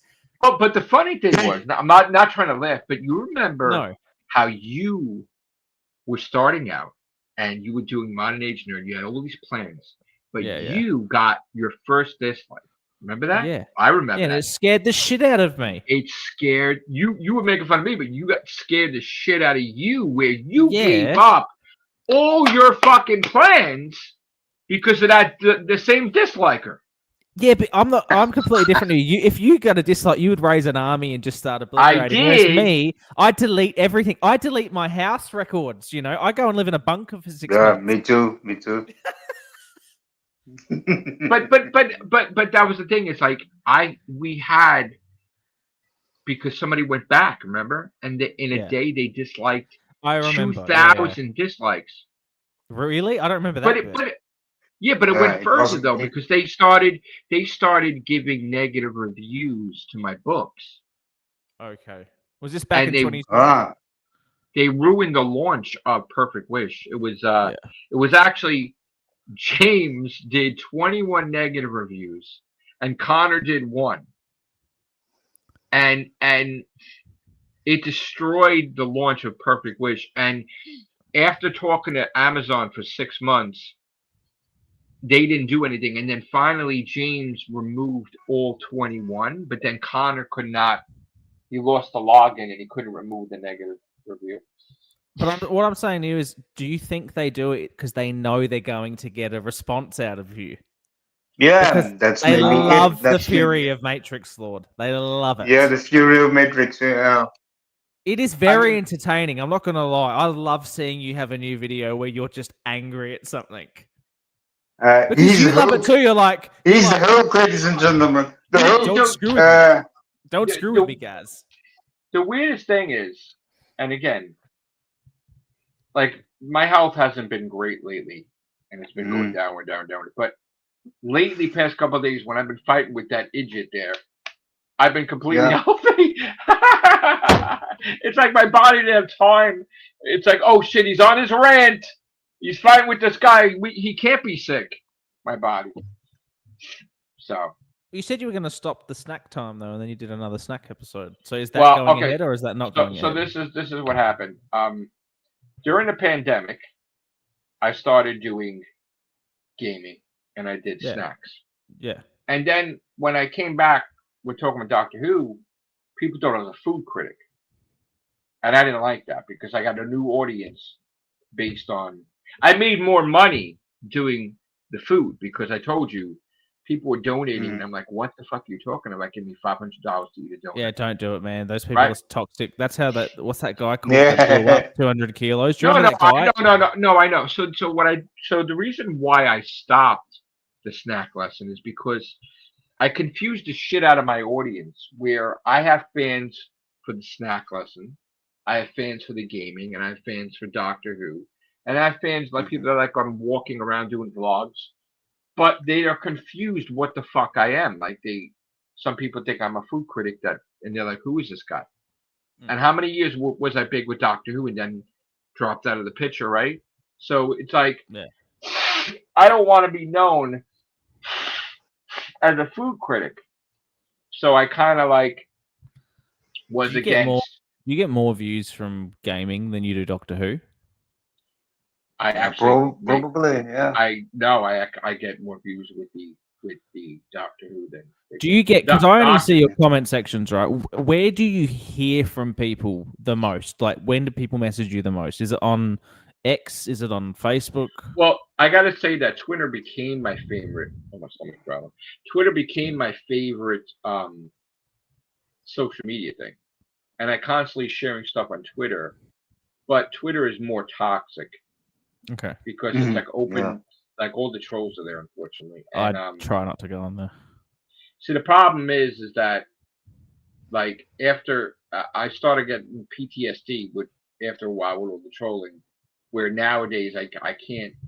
Maybe I was a lot more stronger in the past to deal with it, where now I can't really deal with it. It's just, but it got uglier over the years too. You know what I'm saying? Like, I went through a lot with the trolling. I mean, remember how Jacob got Sharon to break up with me that time? No. Oh yeah. No. Because remember how Jacob attacked all the women on the show, and then they had to go by false names, they had to go by different pictures and no camera, and then he went after, like, people wanted to end me, so Jacob had contacted Sharon and threatening to, she's stuck with her job, and then she got freaked out, and she it was during Christmas time, remember that? It was horrible. And then I remember that part. Yeah, we had a thing where when we did get back together, I said, this can never happen again. If our love is strong enough, it can't be ending because of a troll. And that was that. But I didn't forget that, of course. Because I was miserable during the Christmas season that time. But and it never happened. It was never where a troll could affect that, because we've had people contact her, try to break us up. If you remember, during the Mike D times, and I was trying to take Sharon out to dinner that time, and I got someone threatened to kill me, and she got freaked out, and I flipped out, of course. It's all stems from the Doctor Who stuff, though, doesn't it? Yeah. I think what it was at the time there wasn't a lot of Whovian YouTubers. Yeah. Right? Yeah. So when I before me there were people, right? And then they pushed me to make videos. I was never going to make videos, right? And I was kind of camera shy, and then I did. And then I think I went so crazy on YouTube that I made income in weeks of starting back then. In like 5 weeks, I think, which was unheard of. And I started making money on YouTube within 5 weeks, and I did videos every day. I did podcasts every day, and I think I was such a huge part of building, because there wasn't really a Whovian community, if you remember. So I had my group. No. I basically was one of the ones that built up, and because I was getting popular, old Doc had reached out and said, "Oh, you want to do my podcast?" And I'm like, "What's a fucking podcast?" Remember? So it was the Whovians podcast, and then who knows who, and then you started doing. Remember? You were young, and then he didn't want you on because you were young, and he had these rules like, oh. And I said, well, as long as the kid gets permission from his parents, like, right, should be fine, right? But it was. He was probably looking back. He was probably just worried because you never know Legality. if there's weirdo. Yeah, right. It's just there's some weird older guys out there. No, I know. Like, but then, it's true though. After that, I really didn't have young people on because people were starting that whole Whovian tube war, and then it was like I don't want anybody who's like trying to say some bullshit. So, but it was a thing where people wanted to be as big as me, and to do it, they felt they had to destroy me. Remember? And sort of they all branched out. If you remember from the Whovian podcast, I created the Real Whovians, and when I was a host of the Whovians podcast, I brought my friends into that. I brought Dr. Freedom. I brought Michael Shannon. I brought all of them. I wasn't friends with I became friends with G Doctor, from Sammy Carter. But like I was like, well, if I'm going to do it, and if you remember, I said I don't want to be the only host of the Whovians podcast, and old Doc was against that, and I'm like, Dr. Freedom should host, and then Sammy should host, and that kind of started Dr. Freedom doing his thing, and probably eventually when it was a lot of fun back then. When Whovians podcast disbanded, like I created the thing for Sammy Who Harmony, and Dr. Freedom did the Omega Files, and there was always something happening. It was like because we communicated through Skype. So we'd go on Skype and there'd always be a group message and someone would be having a podcast on one of the channels. Right, and we were all on each other's podcasts. It was great. It was great fun. Yeah. Until that changed when I think it was Dr. Freedom was leaving, like he didn't want to do, and he's trying to take my members with like a whole. Yeah, he rang me in the middle of the night once. I'm not trying to start trouble, but he. No. But I remember he rang me and he was just sort of going through everything. But it's the same thing like when David Aston got Sammy to attack me, Michael Shannon and some of the members of my group saw this as an opportunity to create their own thing, if you remember. Sammy was a lot of fun. Sammy was awesome. But that started the whole Whovian 2 war because it was like me versus my old Why is it called Whovian 2 war? Because it was YouTube. Yeah, because of YouTube, Whovian 2 war. I thought you keep saying 2, like the number 2. No, Whovian 2 war. Okay. Tube. I didn't want to say Whovian YouTube war because it wasn't really a YouTube thing, even though it was on YouTube. It was about Doctor Who. So it's all these people try to take over as like thinking they were the main, but try to lie about me to do it. And then at the end of the day, after a while, people turned on Sammy themselves. If you saw, the Whovians turned on Sammy, and Freedom turned on Sammy, even though they backed Sammy, trying to make it like, "Oh my God, I'm attacking an autistic man." Are you kidding me? So, when all was said and done, the Whovians were gone and disbanded, and Dr. Freedom was in one corner, and I'm in this corner, and there was nobody else. Sammy wasn't even doing Doctor anymore. And then, after a while, we got new people show up. But then, it is what it is. I'm just thinking this is a very random comment. Are we all in 3 very different time zones right now? Is Sammy, you're in like Europe, aren't you? I'm in Belgium. Yeah, Belgium. Yeah. Yeah, I thought so. I was like, that's a very unique accent. Yeah. Yeah. If you remember, Sammy has been around for 10 years. I do. I don't think I've ever really been on with Sammy though. He appeared. 11 years. Yeah. 11 years. He appeared. He wasn't a member, but he appeared. And then there was times when we were enemies, and What about all those times we've been enemies, Joe? All those many times. What happened? All the times we've been enemies. Yeah, all those fights we've had. All those fights we've had. We've never been enemies, you and I. No. Never. All those ripples in time. I don't see why. I don't know. It's just me. Like, it's just like we're all here to just talk about this TV show we like, and have a laugh. I just never understood why everyone fought with each other. Yeah. I don't know. I've just never. Yeah. So people have had an issue with me because I remember people got angry at me because I just kept talking to you when they decided not to. and they're like, "Why are you talking to Joe?" And it's like, "Oh, because Joe's my friend." I you can't be both of our friends. I honestly think people were jealous of you when you started. Maybe you were like the hot. You were the popular. Like you had, if you would have kept going with the Modern Age Nerd and not stopped, you would have been big and had tons of YouTube channel and everything. You would like what was in. You know what I'm saying? But you gave all that up. But people you were popular, and people. I got too popular too quickly. I think I couldn't handle it.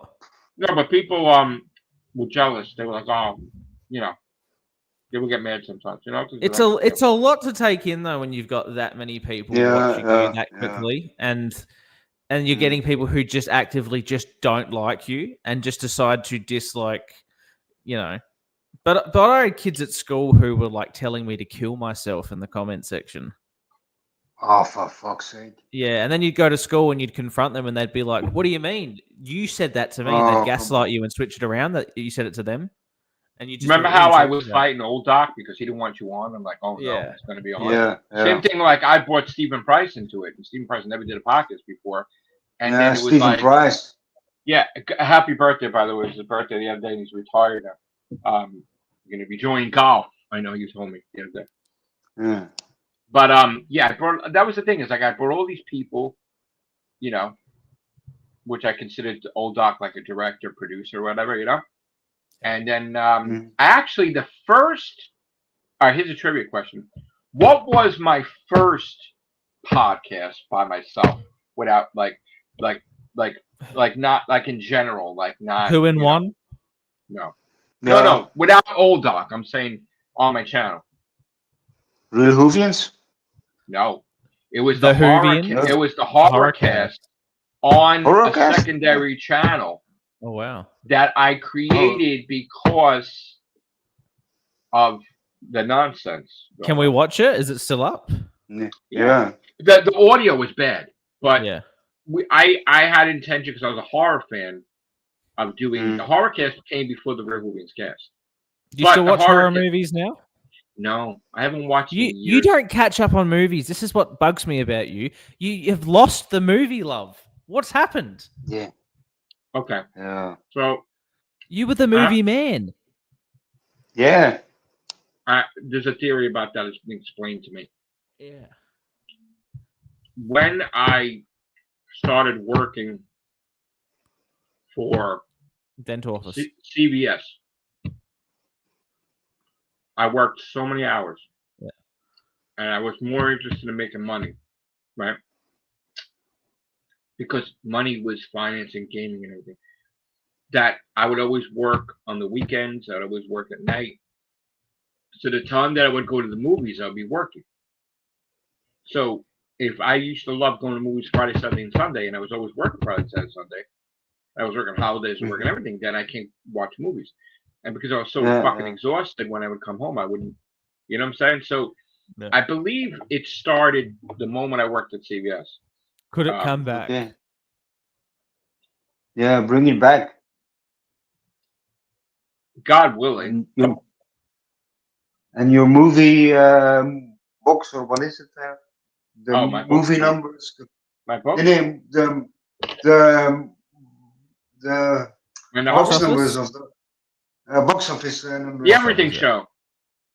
Yeah, I mean, well, my main. All right, so I guess we'll get into it because I wasn't gonna, but I have to. So, in case people want to know, I used to have the opposite of diabetes. I used to have a thing where my body it was a low percentage, but my body had to have sugar to survive, right?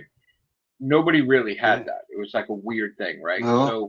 So if you remember, like my doctor's like, listen, any sugar is good sugar for you because your body has a weird, unique chemistry, right? And I went to all blood work and everything. So this was a definite thing, right? There was a time where I almost bit the farm because the hospital misdiagnosed me, and then they put me on medicine as if I was a diabetic, and I got very, very, very, very, very sick.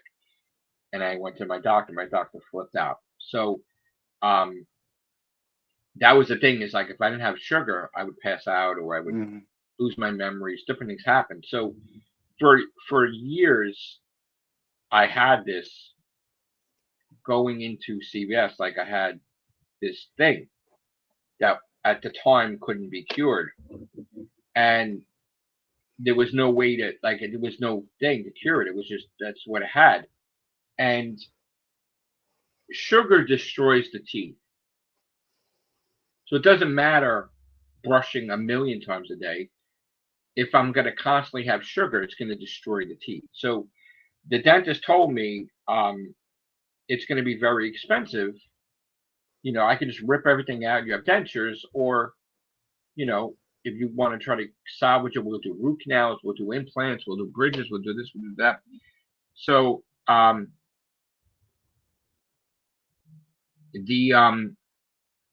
I was stubborn. I said, you know what? I'm just going to work and I'm going to pay for everything. And even if it's going to cost ridiculous amounts of money, okay. But the problem is because I was a workaholic and I was too dedicated, I didn't take the time out for myself to worry about my health and didn't realize the gravity of the situation. So when CBS was going through shit and they were trying to cut payroll and they couldn't because it was full time, everybody's full time. They started doing shady shit and they got rid of me and they got rid of people and I actually fought it, right? But the problem was that the moment I got let go, all these surgeries that I had approved for the teeth, I lost my dental coverage. So to pay for that would be thousands and thousands and thousands and thousands and thousands. So what happened was it was an infection that the teeth was causing that was getting me sick. And because I lost my medical and dental, the infection progressed and my teeth started falling out. And then they were worried that it was going to go to my heart and damage my organs and my body and everything.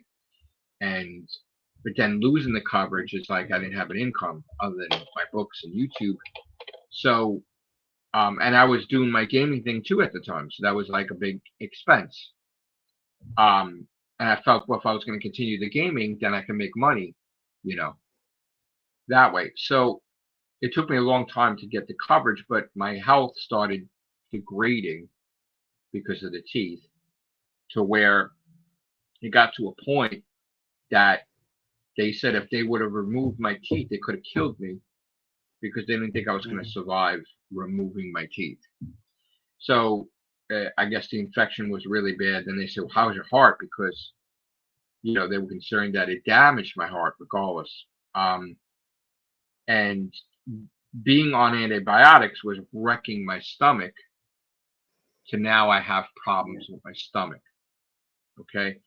To try to combat keeping me healthy with my teeth and not, you know, it destroyed other parts of my body, the antibiotic.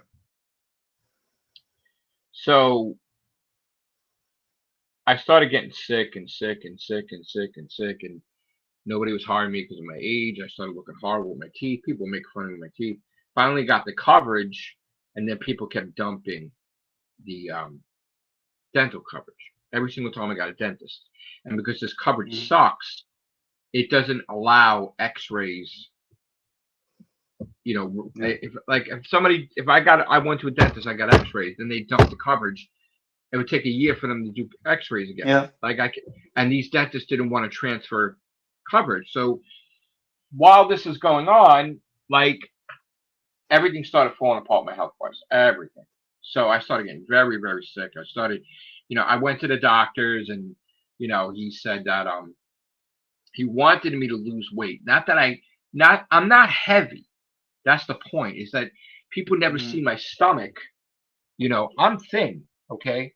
I'm not heavy. So like I walk all the time. So people making fun. That was the thing that sucked, is like everybody making fun of me, like saying I'm fat or something on my weight. I'm not fat. He just wanted me to lose a little weight so that way it'd be better for the stomach, right? And the organs, like the different things. It's not that I was fat. So I started getting like the stomach was making me sick. Then I got deathly ill because of the stomach. The stomach started rejecting foods. Where every single time, and then I couldn't go to the bathroom for days. That was a scary thing. So then they had to put me on powder. It was a whole thing. But the dentist said that the infection could come back of the teeth, which would mean I would have to be on antibiotics, and I don't want to be in. So it ultimately it caused problems for my health. Now, we tried to get to the bottom of it. So I went. I had to fast, and the problem with that is that because it was almost impossible to fast because of my sugar dependency. See, the way it was that if I went, I would have to have small meals, and I couldn't sleep straight through. Like at night, I would have to get up and have a snack or whatever, right? If I went too long without eating or having sugar, I would start to get lightheaded. I would start to drop things. The next phase would be I would slur my speech. And then the next phase after that, I would lose my memory. And then after that, the next phase would be I would go unconscious, right? And I could be going to a coma. Okay. So this was a fucking pain in the ass thing. And it was very hard to try to fast when I had this. And I think that caused massive fuck up to my body because I was very sick after that recently. So somehow, being out of work, certain things did heal. Like my damaged shoulders from unloading trucks that I got hurt healed completely. It took 11 months for both shoulders to heal. So that was good.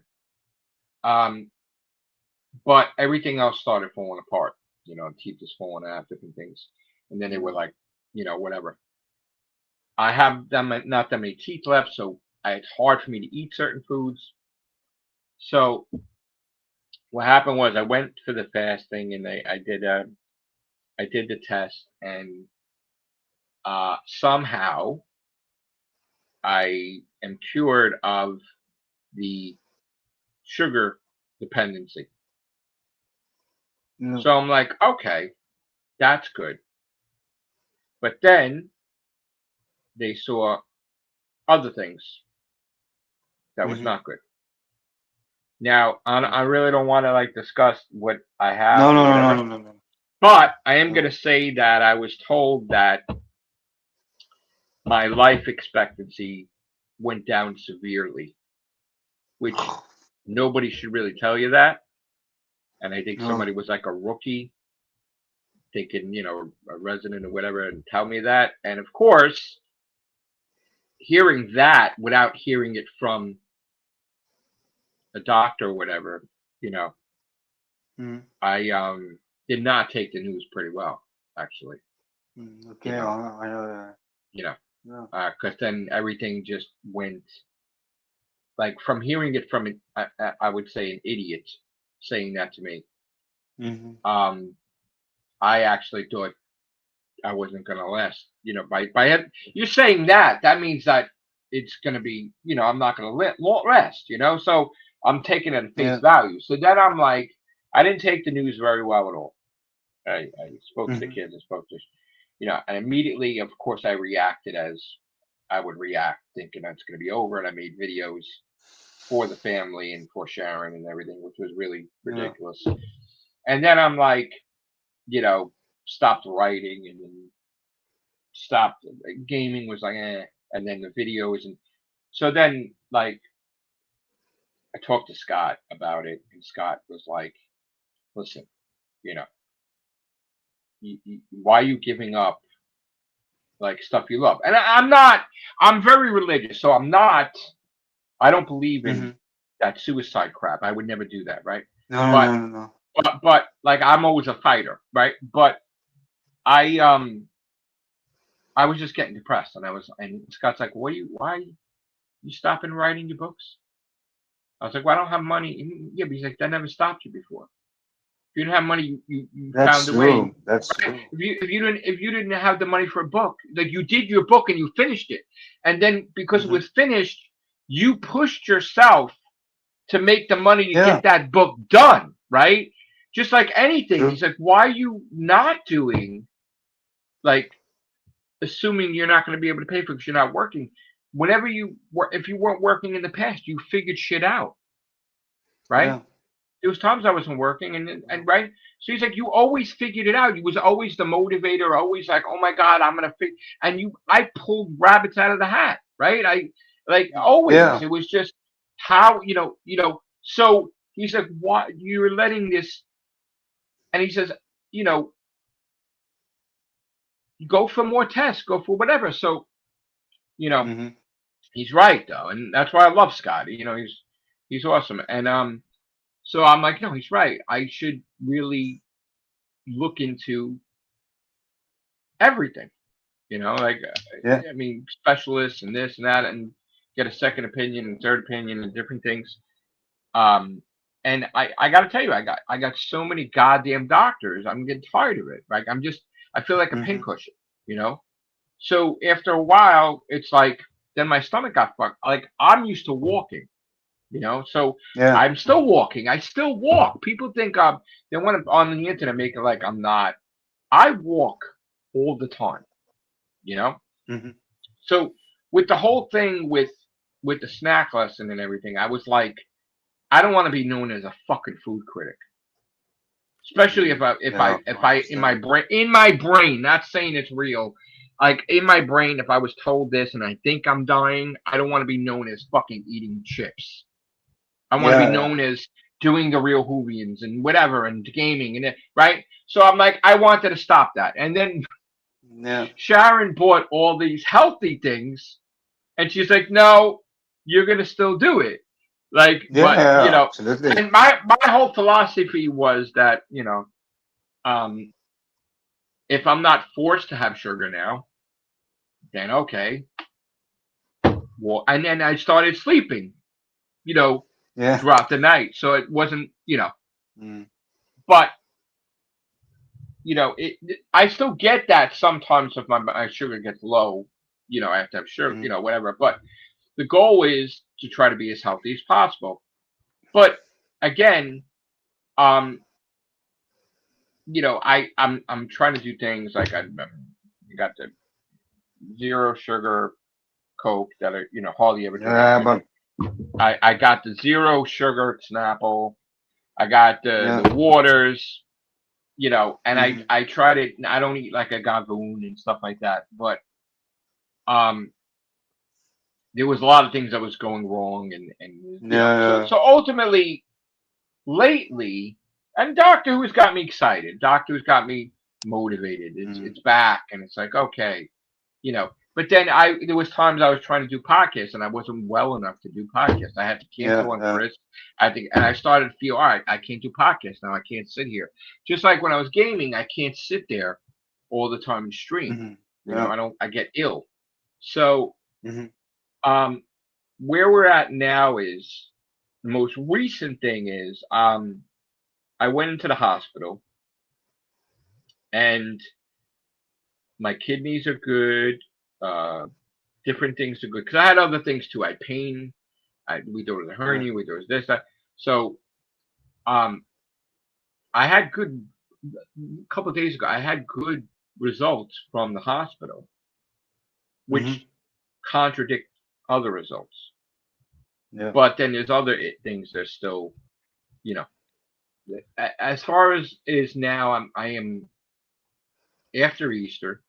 I'm going to be scheduling all stuff next week, and I have to get a test for the scope, go down, right?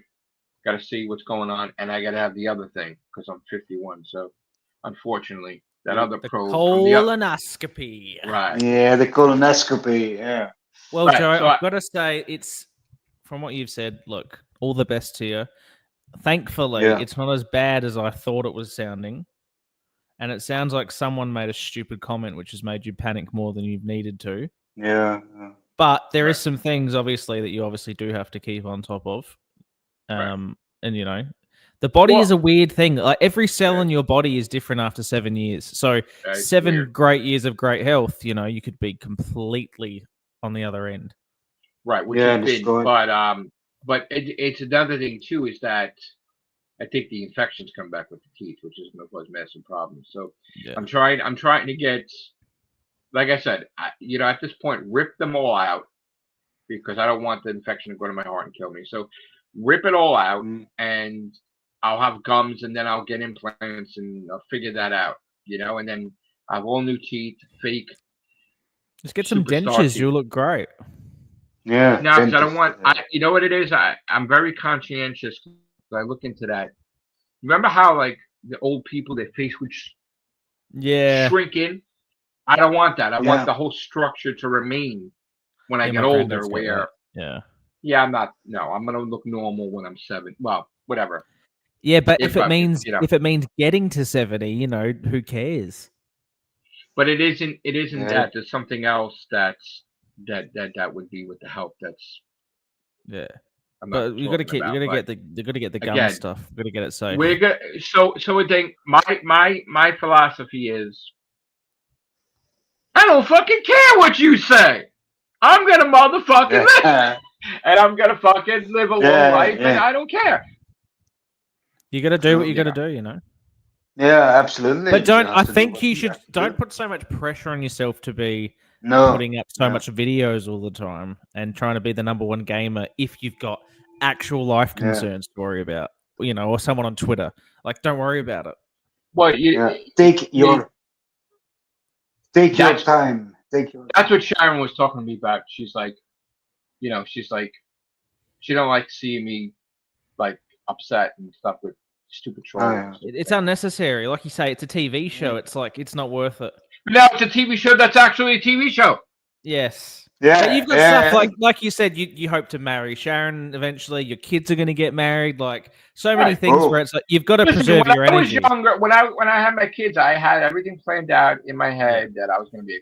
I looked forward to the day when my grandkids would be like, grandfather, and I'd be like the doctor, and I'd have the white hair, and I have the cane, and I'm like, oh, where's my police box? Like I was literally thinking, I'd be the old grandfather living beyond my means, my years, and just still be around to be a great grandfather and stuff like that. And I picture myself as being William Hartnell type, right? Well, you're nearly William Hartnell's age when he was the doctor. He was only 55. Okay. Indeed. That's true. But anyway, your hair's not as brown as it once was. I know. Well, yeah. And look, doesn't Joe have a long-time girlfriend? What's that? Doesn't Joe have a long-time girlfriend? They both have girlfriends. Well, so what? All that's going to take is 5 years' time, a little kid, and that hair to recede a little bit more, and you will be the doctor. Yeah, and he will have a TARDIS. I remember it was a couple years ago. David asked me, like, you need hair implants. You're bald. And I'm like, what? I'm receding. My hair's receding now. It's horrible. Yeah, it's like, oh my God. So look, the thing is that I listened to one fucking idiot that really got to me. Mm. And then you started believing, like, it's one thing being unhealthy, like, not that I'm unhealthy. It was one thing having all these different things wrong, but then you start believing, you're going to die. Yeah. And then you start feeling sick because you're thinking about it. Panic attacks and different things. Mm. And despite what trolls say about my health, that got that fucking idiot that on Twitter wants to make it like I fucking eat unhealthy. Let me tell you something.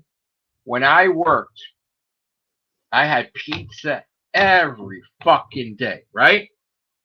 I was never fucking sick. Right? And I could outwalk anybody. I even outwalked my son Anthony, who was young. Right? Mm-hmm. I could walk like nobody's business. I constantly walk and walk and walk and walk and walk. So I'm always doing stuff to be active. Okay? Even not working, I'm walking and walking and walking. You just need a few more apples. Yeah. They're good. Apple a day keeps the doctor away. Wow. it's so. In other words, that's the whole thing. Is like be hearing bad news. Nobody wants to hear bad news and bad news and bad news. No, Right? no. So, yeah, going to the hospital a couple of days ago, it kind of turned me around because there was some good results. Maybe it was Lux. And it's been looks. But like of course, thinking that I'm hearing that, I'm like, oh, I'm going to die tomorrow. When I'm here, and then my life expectancy went down severely, and it's like, well, anything is possible, miracles, and Doctors are morons, though. Like, I went to a doctor once, and the doctor's like, "You're a beast. You're a fat beast." Like, that's what they said to me. And then the next doctor, he went to me, "Hello, sir. You look very good today." And I was like, "Do you think I'm overweight?" And he goes, "No, you're fine. You're a young, strong boy."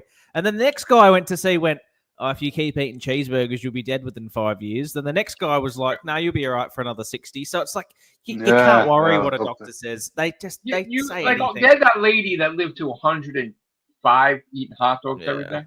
Yeah. Right. And Dr. my great nana lived to 100, and she smoked a pack of cigarettes every day. My grandfather lived to 100. A lot of people in my family lived. Well, my father died young, and my grandmother. Well, they're European though, aren't they? My father, and his mother, they died young. They're European though, aren't they? But my grandfather, in the same. That's my on my father's side, was 100. So your nonno. It was Nanny and Poppy. That's what we call. So not the Italian side. What's that? Not the Italian side. No, they're Italian. Yeah, but you didn't call them Nonno and. No, we call it Nanny and Poppy. That's what we call it. There you go. Okay. Okay, so I'm Italian, right? Yeah. And I'm also Polish.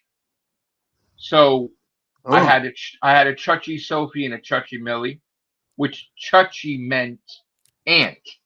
Oh, I love that word, Chuchi. I call everyone Chuchi. Right, but when in school, I was like, "How do you spell Chuchi?" They're like, "What's a Chuchi?" I'm like, "A Chuchi's a Chuchi," but I didn't know that. I didn't know a Chuchi. I didn't know a Chuchi meant an aunt. So Chuchi is the best word on earth. Right. So we're gonna reveal my lineage. Because, shit! Here we go. Because the troll fucking had to make comments about it. So I'm Italian and I'm Polish. Okay. So on my father's side, it's Italian and Polish, and on my mother's side, I believe it's Italian and Polish. I believe so. It's split half, right? Yeah.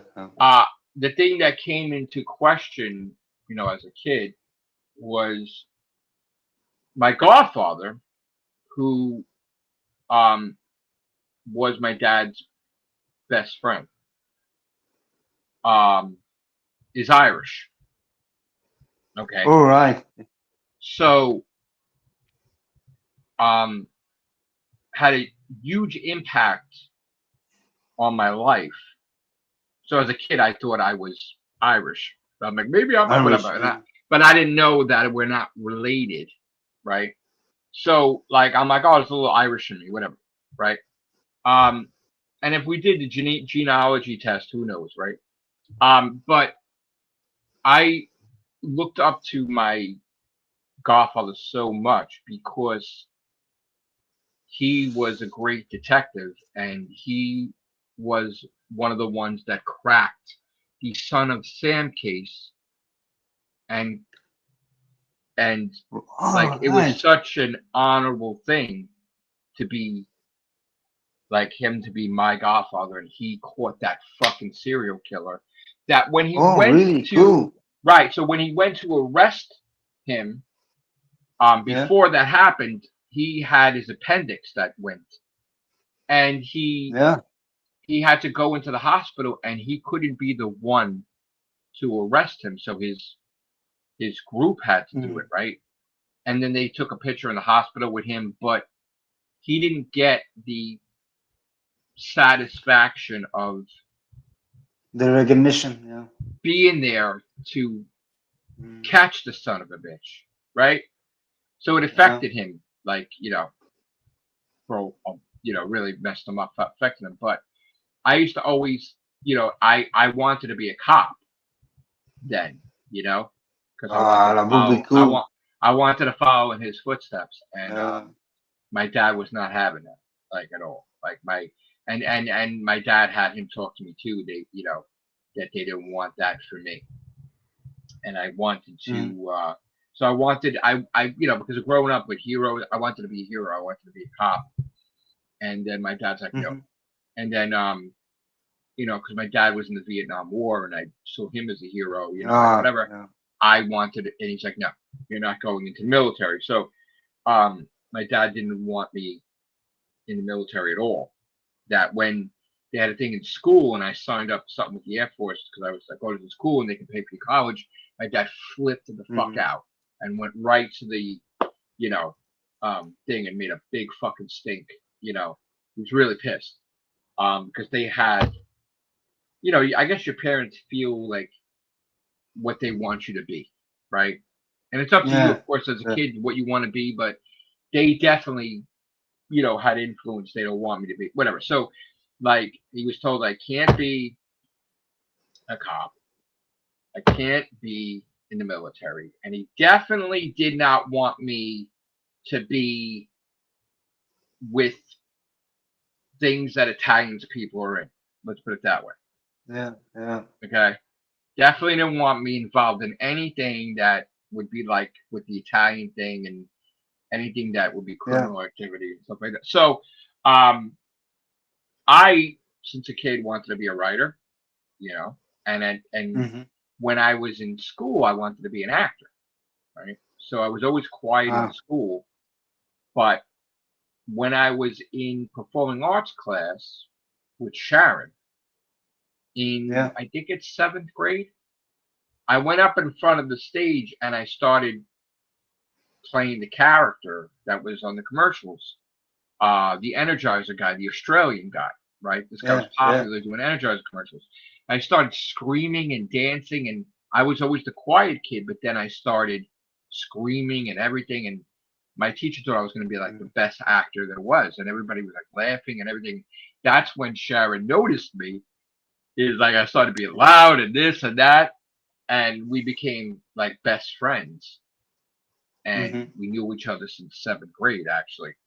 And I think it's 7th or 8th grade. I don't remember. It started forgetting, but so we were friends since intermediate school and high school, and we remained friends, and it was crazy because it was like we all worked in the area.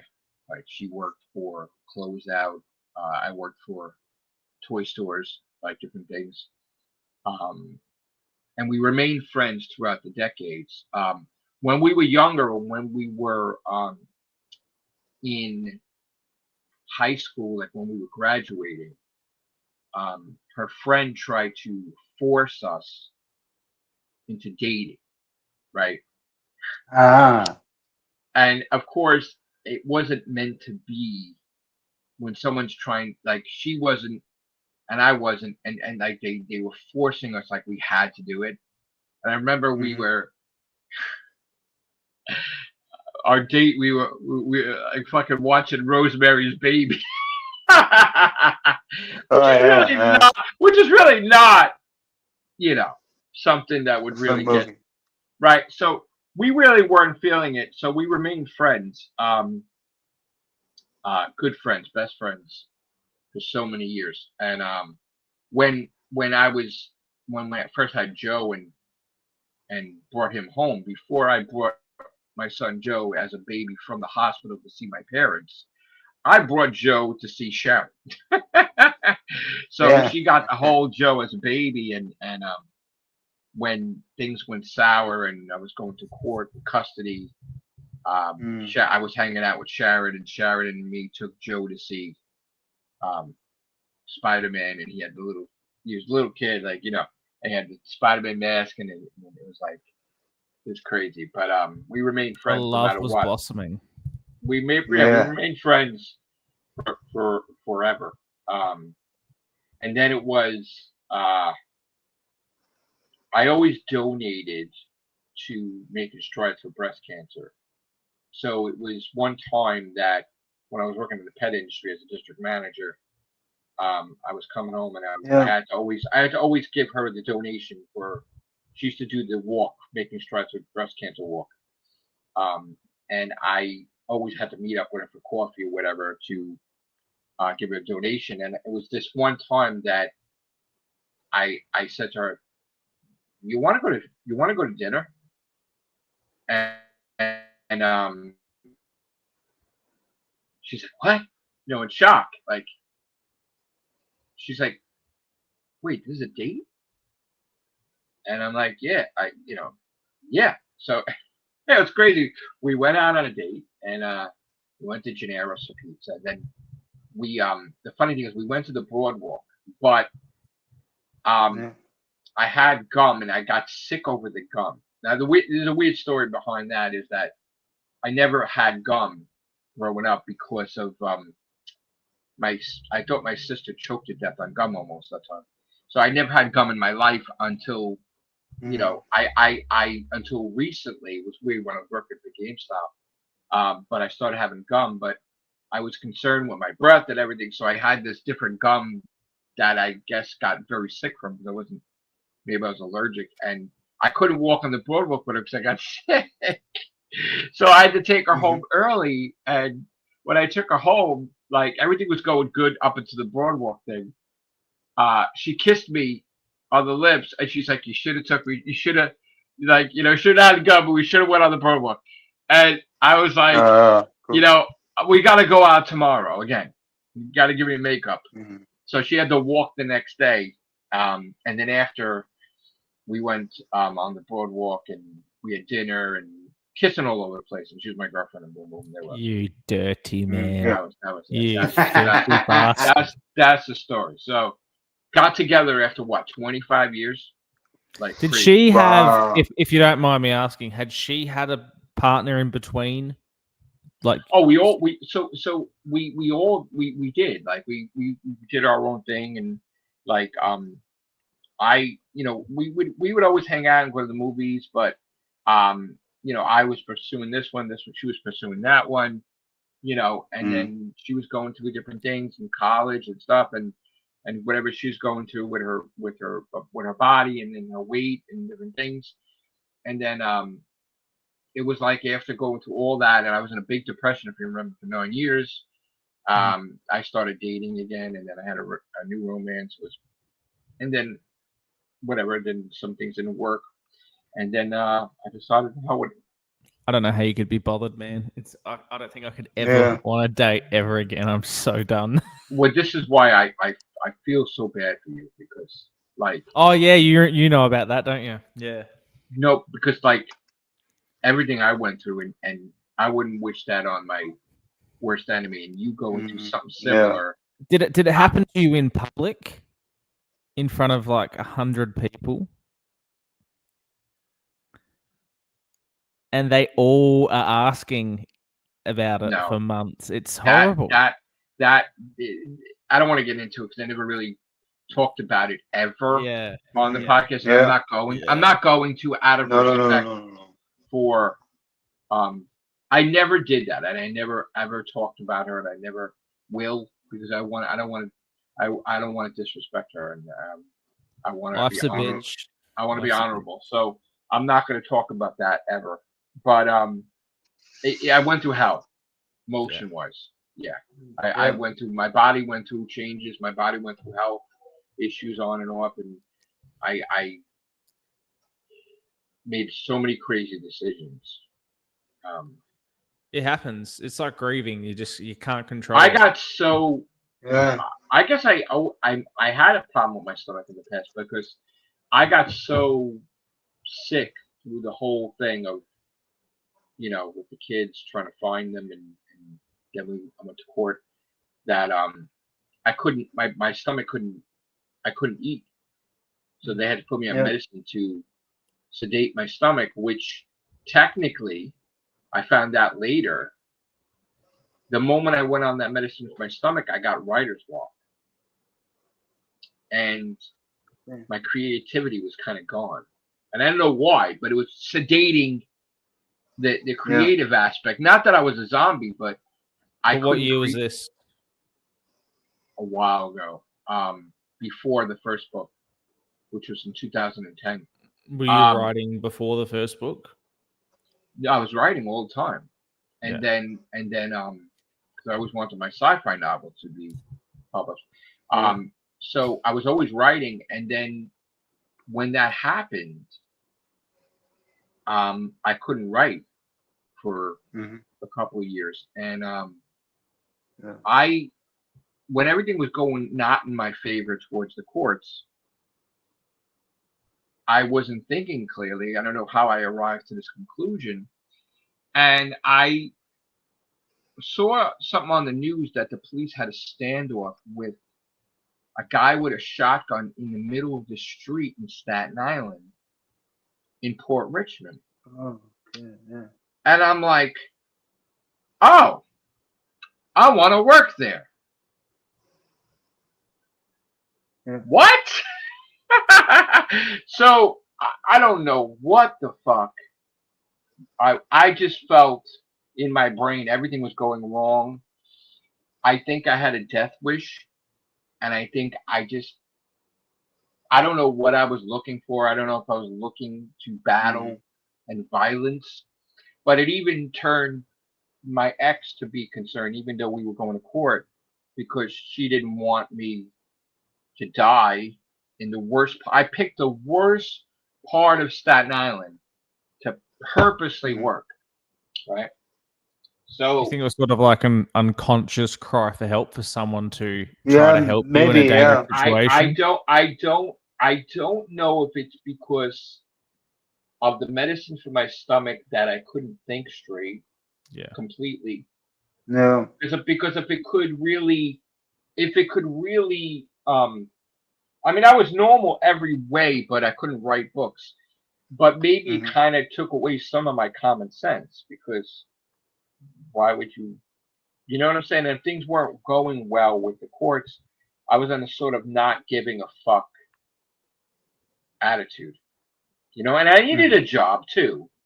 So I took a job in retail, and I picked the worst place. And I remember that in this area, whites were the minority. There was no, they were all different races, but white people, hardly ever white people. So I remember on day one, someone trying to steal in the store, and I was like a cornball. I was like literally like Ash from Army of Darkness, and the guy had a knife, and he put a knife to me, and I'm like, sir, I'm gonna have to ask you to leave this store. And he's like, what are you talking about, Cracker? They call me Cracker, and I'm like, no, my name is Mr. Saltine. Right? So people like, come on, what was your name? He called me Cracker, and I'm like, no, my name is Mr. Saltine. And he's like, what? People, I must have been crazy, right? I was literally, I somehow I won over the whole town in that area, where everybody loved me, even the thieves, because they loved when I chased after them throughout the streets like a nut. Because back then things were different with retail. You had to catch the thieves, because you would lose your bonus, you would lose this. It wasn't like nowadays, let them go. You had to catch them and then grab them and bring them back, and the police. So it got to be crazy, but it was towards the end of that run that they set me up where they were going to try to kill me, and I was oblivious. So I'm chasing after them, and they stole comforters, and my undercover cop that took the money was across the street and screamed at me, "Stop!" And I stopped before I turned around the corner. Yeah. And then he waved me over to come across the street, and he's like, don't you understand? They're in the alley with knives. They're going to kill you. They're luring you in there. The one guy lured you in there. His friends there. They're going to kill you and stab you. Do you get it? You can't do this. Yeah. And it was another instance where I caught the master thief in my job. Well, before that, when I waited for the bus, somebody tried to rob me. They whipped the knife out, and I said to the guy he had the hoodie on, and he was smaller than me, but he and I was like, no. He's like, what do you mean? He was walking towards me with the knife, and I'm like, you ain't gonna rob me. I'm gonna rob you. Give me your motherfucking money. And my fucking blade, my box cutter was bigger. And I'm like, I want your motherfucker. And he's like, no. I ran after him, and he ran the other way. And I'm like, and then it was the final time where I caught the master thief, and he was gonna stab me in the store. And just as he was coming at me, my main guy, my best friend that I worked with at the time, he was like 6'7". Yeah. Built. And he walks right in. He's like, what the fuck we got here? And he's like, what the fuck are you doing? What do you think you're gonna do? You ain't gonna fuck with my boy. And it was so fucking hysterical. Like he just came right in at the right moment, right to my back, and he had my back literally. And then the cops came, and then he's pulling shampoo out of his bowls. He's stuffing. He had everything stuffed, and the police. I was fighting with the police because they didn't want to do anything because they're saying he had to have a certain amount of money for them to arrest him, and it wasn't grand theft larceny, whatever it was. And I got all upset, and the police lady was screaming. She's like, something fucking wrong with you. Something fucking wrong with you. We're always getting called. You're always catching people. He's like, you're gonna die. Do you know that? Are you fucking stupid? Are you fucking stupid? Why can't you fucking get it? Why can't you get it? You're gonna get killed here. You don't belong here, and you keep doing this. You were fucking lucky he showed up. You were fucking lucky. And he wasn't even working, and he just showed up. You would have been killed. And then it just kind of penetrated with me. And when they left, I went in my back room, and I'm like, I was washing my face, and I'm like, what the fuck is wrong with me? Like, what?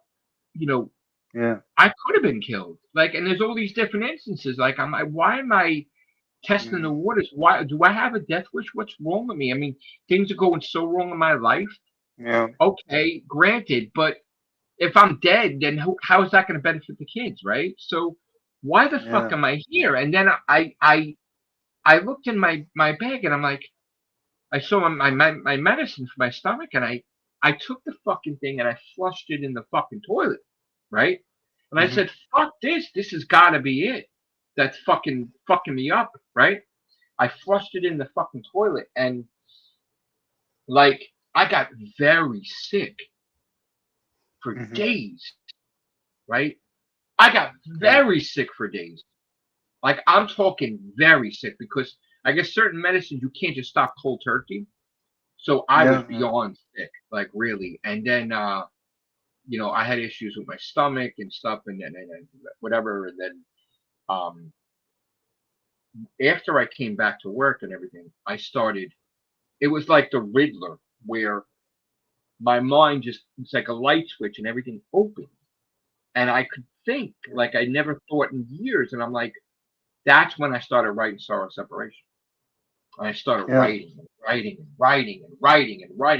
Every day was completely back. It's like everything flooding in my head, like that I wasn't writing for years. And all of a sudden, it's like the Riddler, like, and I'm like, oh, and I would go to diners, and I would go this, and I would write. And then I remember I was always bonusing for this place, and I got this real asshole regional manager that did not like me because I wasn't his hand picked. I wasn't an ass licker. I wasn't whatever, and I was getting the bonuses, and I was getting the stuff, and I wasn't considered his. So he was very jealous, and he was like, you're gonna take vacation? I'm like, yeah, and he's like, well, I don't want you to take vacation. I think you need to fix some stuff in the store. I'm like, what do you mean? Like, I'm number one in the fucking district. I'm this and that. And, all right, it's a little messy now, but it's the weekend. You know what? It's like, it's like going to be the weekend. It's Friday, right? I have to have this scheduled with my kids, with the courts to get. It takes months to prepare this, and I can't. Then if I go on vacation, I won't go on my kids. I can't do that. So he's like, you're gonna do it, or I'm gonna come back. When you come back from vacation, I'm gonna fire you. And I'm like, what? So even my district manager couldn't believe this because he's like, Joe was always going to stores to fix up stores and merchandise, right? And I was gonna go in meetings and stuff, and I was, gonna get promoted. I was doing well, right? Yeah. So I was looking to get promoted. I was doing well, and he's like, so my district manager told he was joking, and I didn't think he was joking, but I wasn't sure because the guy was rich. The guy was a regional manager, but he didn't need to work, so he had a yacht, he had everything. He was just bored, but besides being bored, he was a fucking cocksucker. He was a real asshole, right? And everybody knows him being a real fucking dick, right? So, I went on vacation, enjoyed it with the kids, and and the way he described it to me before it happened, he's like, I'm going to make sure, because when you come back from vacation, then you have to work and everybody else has to be off payroll, right? So he said it to me before that, like, he's like, oh, I'll make sure you finish the last box, and then I'll have him fire you. And I'm like, whatever. So when I forgot about that, and when I came back from vacation, I'm working, and then I was going to finish the truck, and then we were going to go to a meeting because the district manager was going to have me do like a thing because I was going to be moving up, right? So my district manager loved me. My new I have a new district manager, knew everybody, right, except for the regional, because other people were let go or left and different things that I wasn't getting along with. So there's like a whole thing. So he calls and he's like, did he pack out the last box? He's like, oh yeah, we're gonna go now. Oh no, you're not gonna go. What do you mean? Yeah, terminate him right now.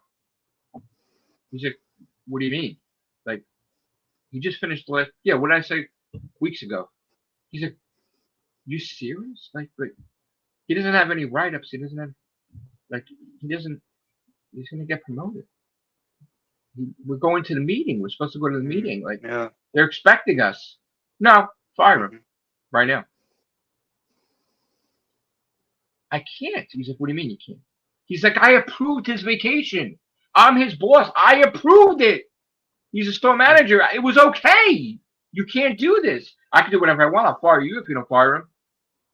So I was like, all right. And then he told me what happened. And, it's funny because the people that owned the company were down to earth like people. Like, and when that happened, I was so enraged, right? Now, mind you, at the time, my friend opened up a business with the pet industry. And they wanted me to leave that job, which I could have, to become a store manager there for his. And I didn't want to do it because I wanted to move up with my company. And I didn't know anything like about pets. So I was like, whatever. So I never was in a situation where I was going to be without a job, because the moment that happened, my friend wanted me to work that fucking day. And I'm like, I needed a week to just, and I was writing my book at the time, and I was just about done. I think I was almost done or whatever. And, I went to work with him, and then I built myself up into where from store manager, I became district manager, and I got the store successful, and then we opened up a second location, and I made that a success. And then I started scouting for stores where I think they would work, and I started picking stores, and we got the properties. And then the goal was always to go into Manhattan. That was the goal, was to be big enough to be in Manhattan. and then I would wind up, you know, working for someone else in the city to get used to Manhattan, because to take what knowledge I would have, and then, you know, so like I left him to go work there, but then I came back and forth, you know. But I learned a lot from the people in Manhattan, and I met, and celebrities would come and buy stuff. But anyway, so that was the thing, is like I went into the pet industry, and I got really serious about, you know, wanting to expand my education with pets and nutrition, and I would want to know about all the foods, and you know. So, but I started, you know, when I was district manager, I met someone in the pet industry who was a published author, and she's like, "Oh, if you use my publisher, I'll get a discount." And I remember keeping the card, but having the card in my home on my dad's bar or whatever, right? And the card was just sitting there collecting dust. And when I decided to publish the works, I was going to go with a different publisher, but something told me not to go with that publisher. And then staring at me was her card, and that's how I got with the books from the pet industry. I got her through the published author. That's how I started my book. So that's another saga. But I know this is not the real Whovians. This is my personal life, which is great. This is something else. I guess it's interesting, right? Everything's connected, I guess. Yeah, I think so. It's a good time to be alive. Yeah, and it's interesting through the job that I like, when I kept going back to the city pet industry, because I would go back and forth. I would, you know, I would go my place and then different company, back and forth. I loved working in the city because I loved the city, like the big buildings, and I just love taking the ferry and sitting on the ferry and eating and just walking and throughout all the different things in the city.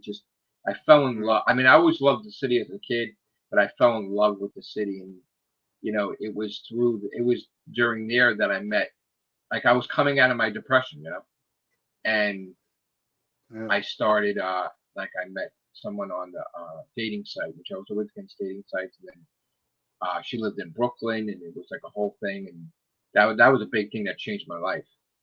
That sort of kind of like did things with the books, where just I went in a completely different direction with the books, to be, instead of sad, it had to chronicle my feeling at the time, which was happy, completely happy. You know, I had a relationship. It was short, but it changed me for the better with the writing. And I had the second series that I developed from characters that a character I was creating, and then when I was going through that relationship, I actually changed the whole tone of my second book because of that. So it was just, Tomorrow's Song was like became something else. You know, but you know, it's just everything, how everything connects is like so interesting. You know. Are you busy on the next book, or? We're going through the anniversary of Destiny's Calling right now, right? It's 14-year anniversary. And because of Scott, I'm back into this. Well, there's numerous factors. One, Noel attacked my books with his stupid trolls and leaked pages. That pissed me off. And I wasn't going to do books because I wanted to do the gaming, you know, because I feel like I can't do both or three things at the same time. But after talking to Scott, I'm back into the swinging thing with the books, and I have 6 manuscripts, 5 or 6 manuscripts, but I have to tweak things, and I have all these plans that I'm going to continue, and I hope to get a new book out next year.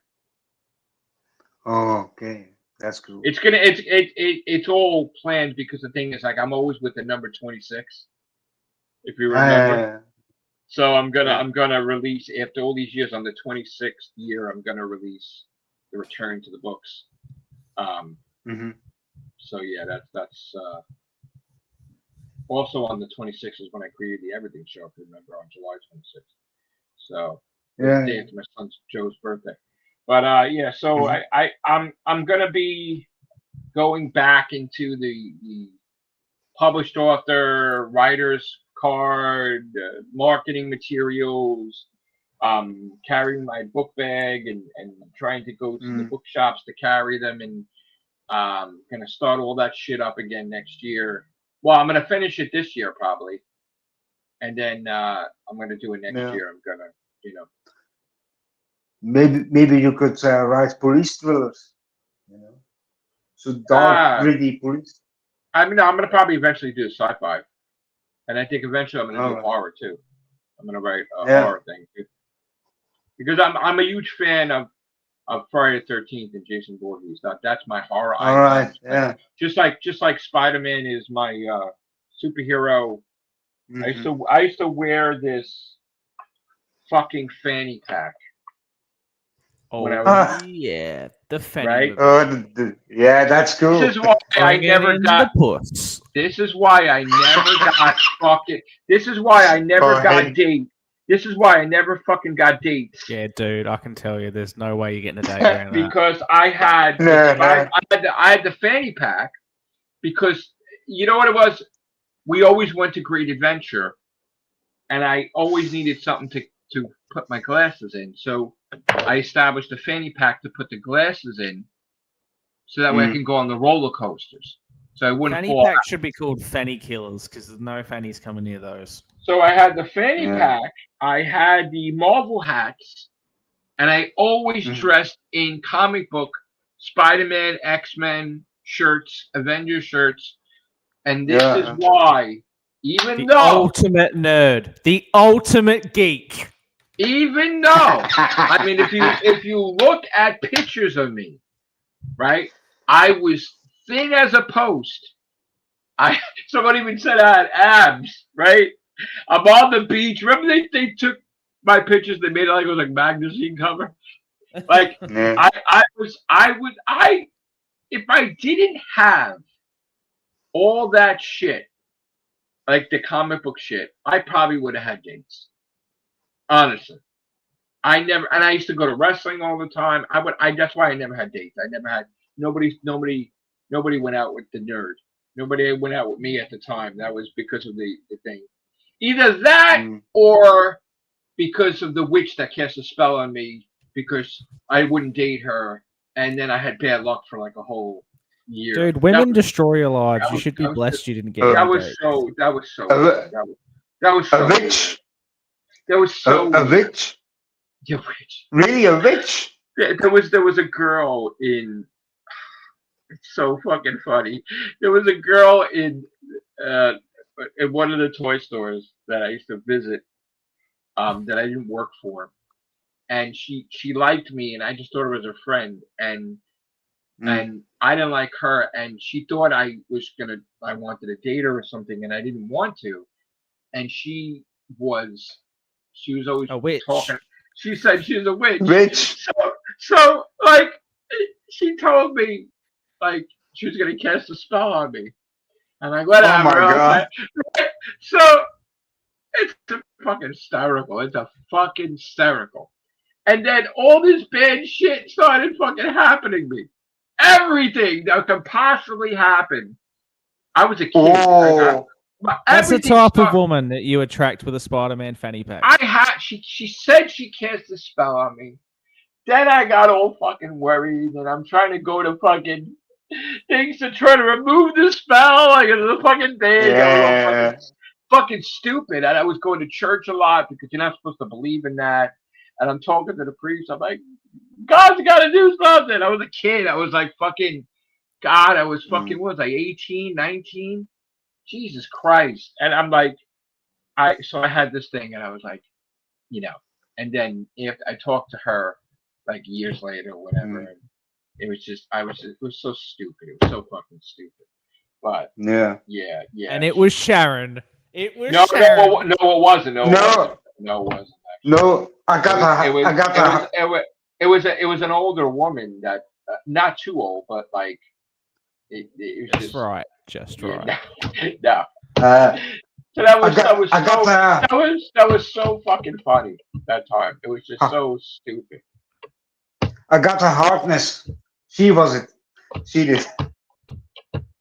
It was so weird, but I got to tell you though, after that and everything that happened after that, every single time that it was like I could sense that. Like I could sense any time there was a spell incoming. No, because they have that smell. What witch smell? Yeah, no, it's weird. It's like, they have that ungodly smell that maybe it's like a dog that only hears the whistle. Maybe only I could smell it. That's called menopause, Joe. It happens in maybe.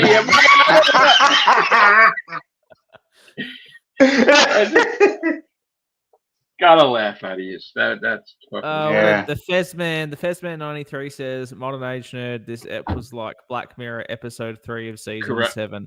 Well, Fezman, I've watched most of episodes of season 7. I haven't seen 3, and then I haven't seen the 6th one, which is the US Callister. My life sequel. is more entertaining than the fucking episode.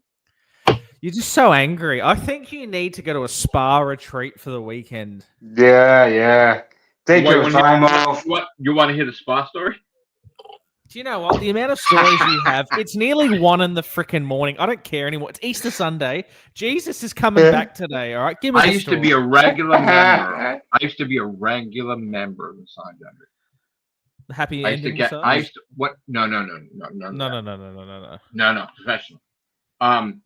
Because I was a district manager and I made money and I was doing the books, I used to get a massage every fucking week. How good was it? Oh my god, 3 hours. That's a long massage. That's a long massage.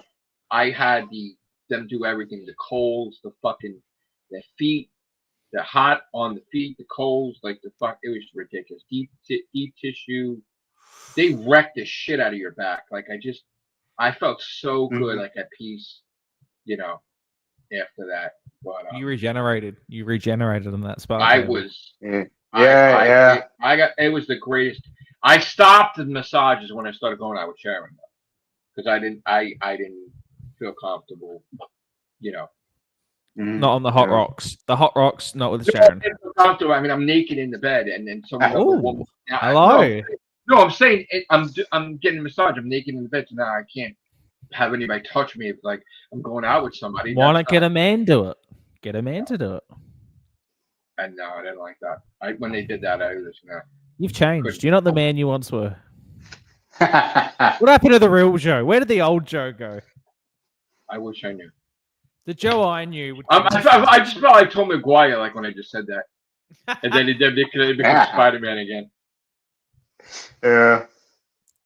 It's only been 3 hours, and I think we talked about Lux for 10 minutes. Yeah, indeed. Looks a very good episode. Go watch it.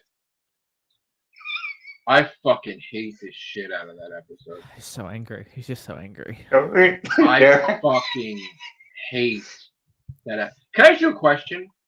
Because I hated it so much, I didn't notice. Maybe you could tell me, Sam or Hayden.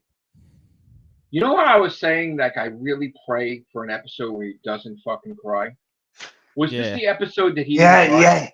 He did cry. The animated version of him cried, and it gave him depth, which made him 3D. He did cry, right? The animated version of him cried. That's how he became a 3D. Really? He was 2D, and because they both cried, that's how they became 3D. That's right.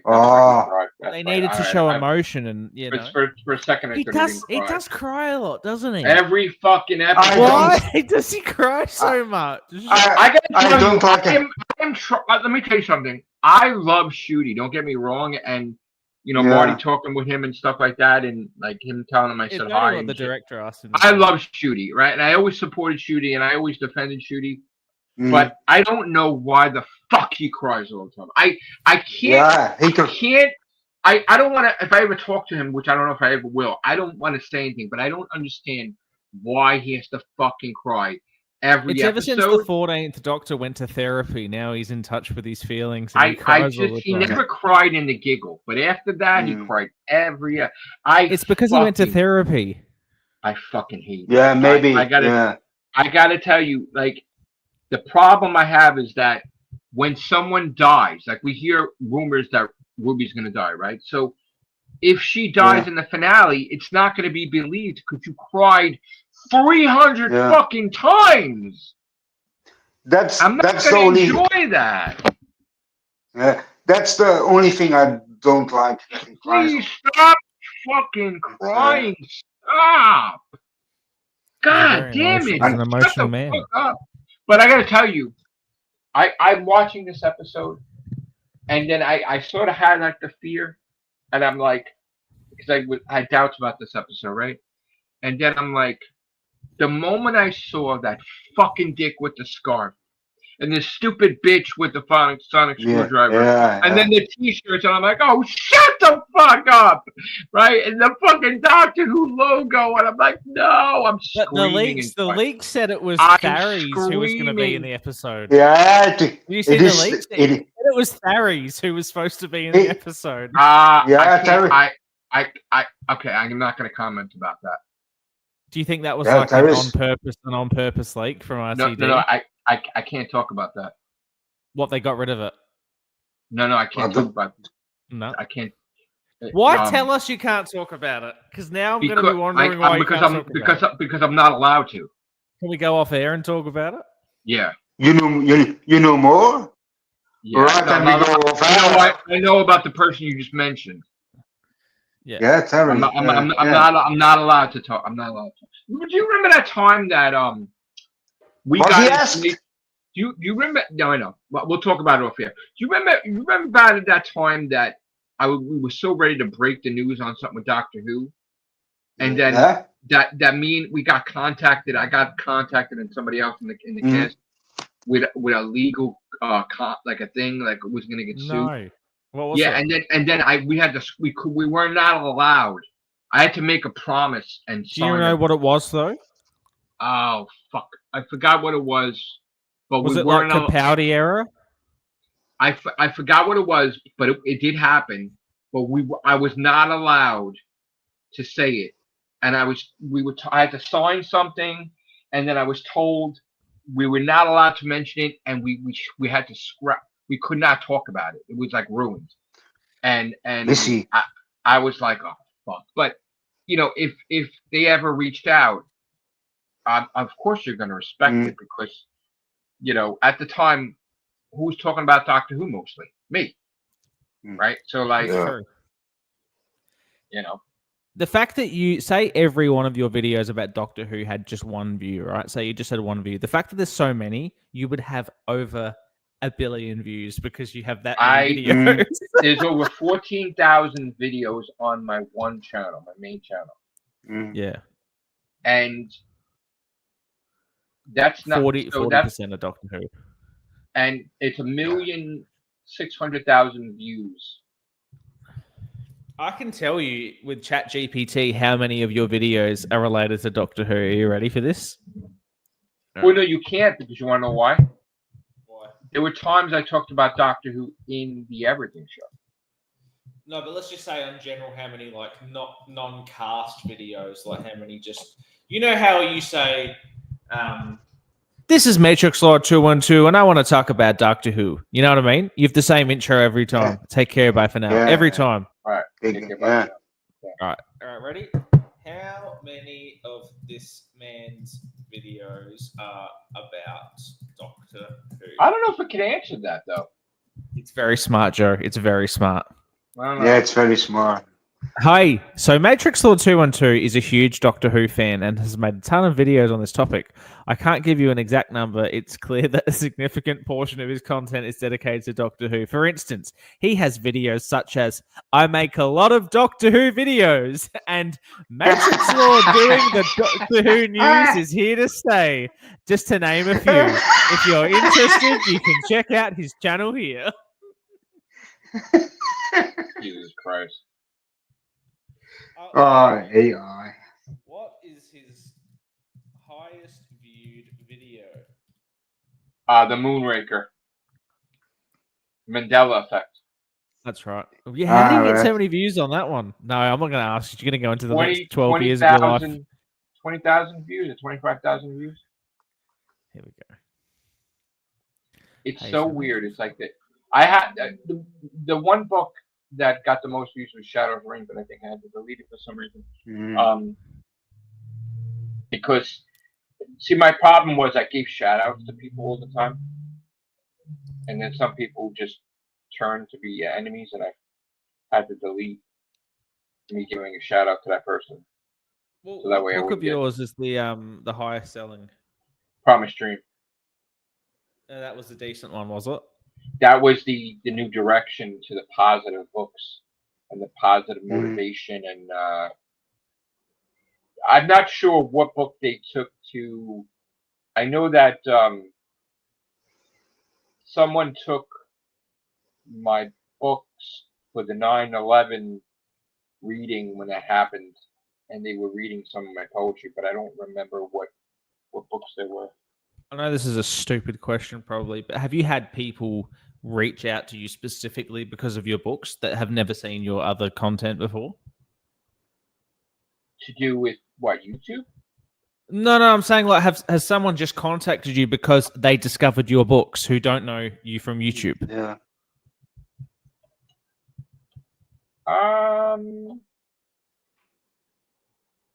I got book signings because of the books. I mean, Yeah. I had. Has someone ever emailed you just saying that they love your books? Barnes and Noble, like, yeah, it took me so long to get into Barnes and Noble, and then they wanted to do a book signing with me, yeah, and that was a huge accomplishment because. But yeah, other bookstores too. Yeah, people had reached out. Yeah, it was a few. Not them, Have you ever thought of doing like sort of like visual poems, like, you know? I don't want. Okay, so I don't. I want to do my sci-fi novel, and I want that to be movies. I wouldn't want. All right. I wouldn't want this before my sci-fi, even though the sci-fi characters are in this book, in these books. Yeah. The book started out as my emotions into poetry, and then it developed into characters with poetry, with my emotions. But it was always like my emotions.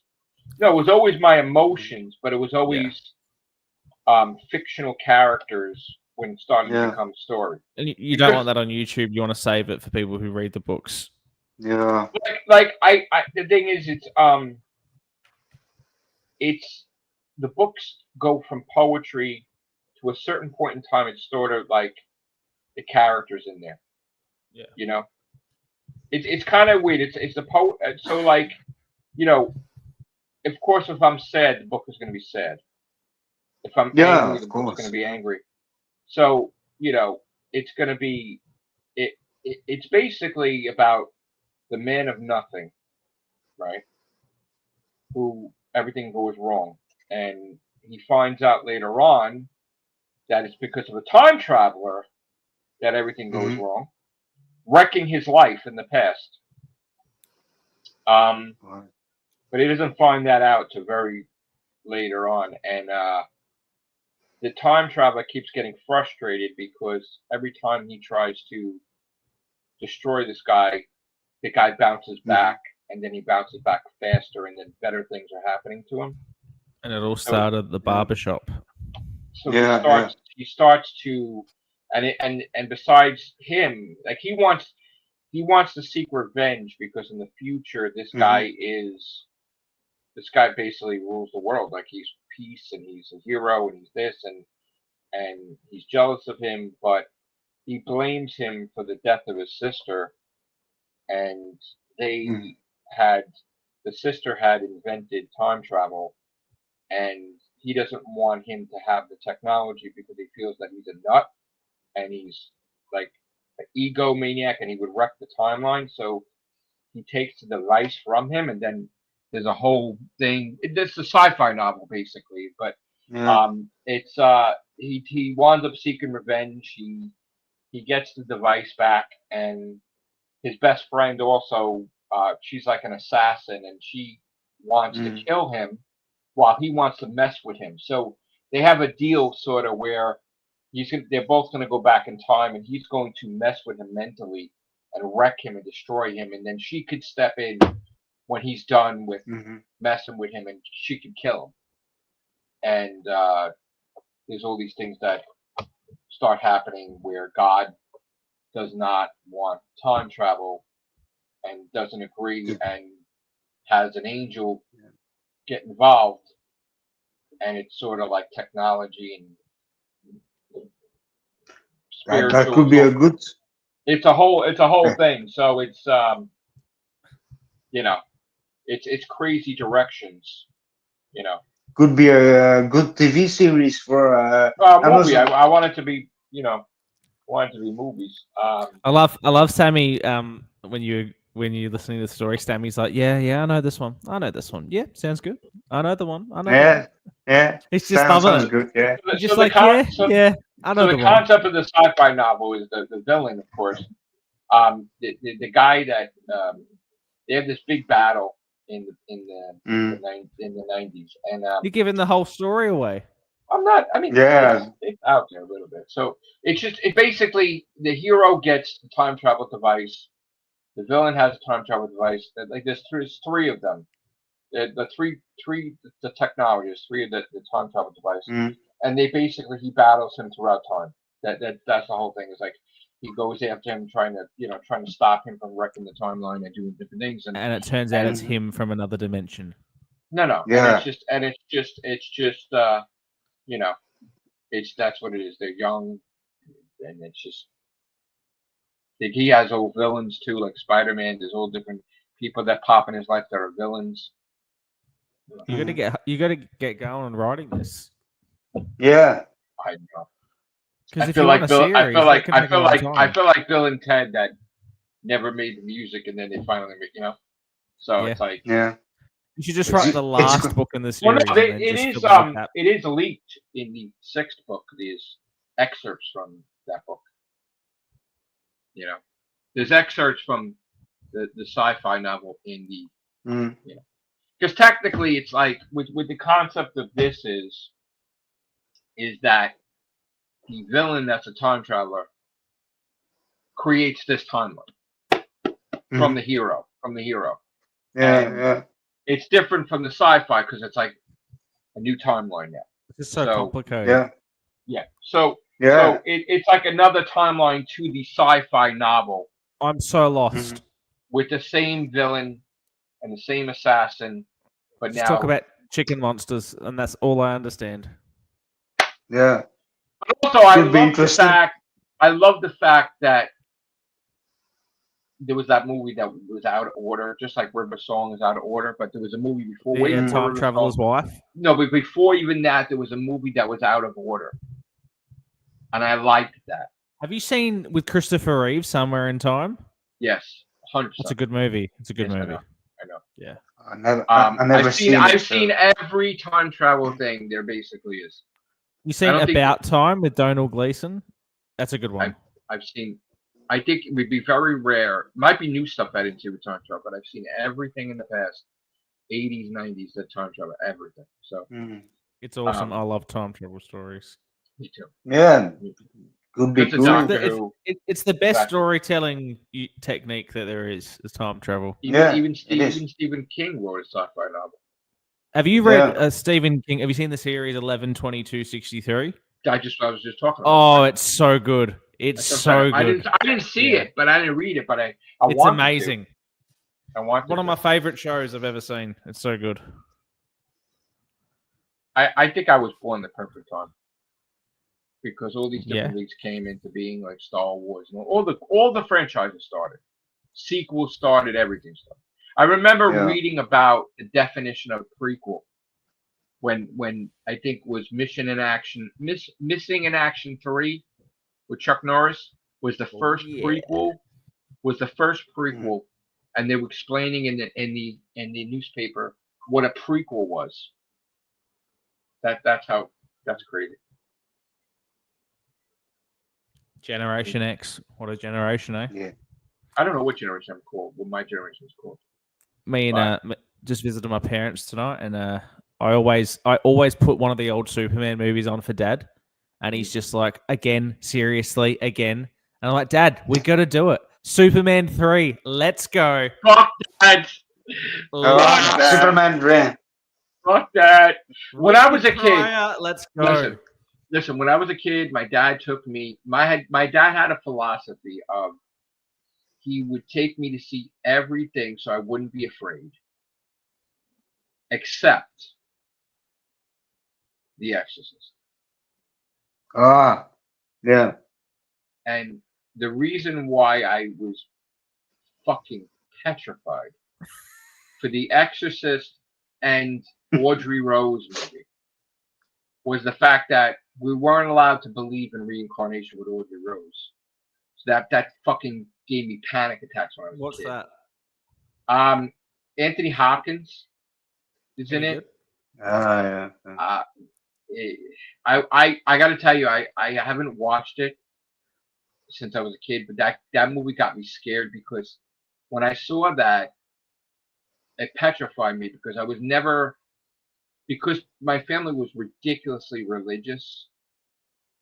It was the fear that could be real, and that petrified me.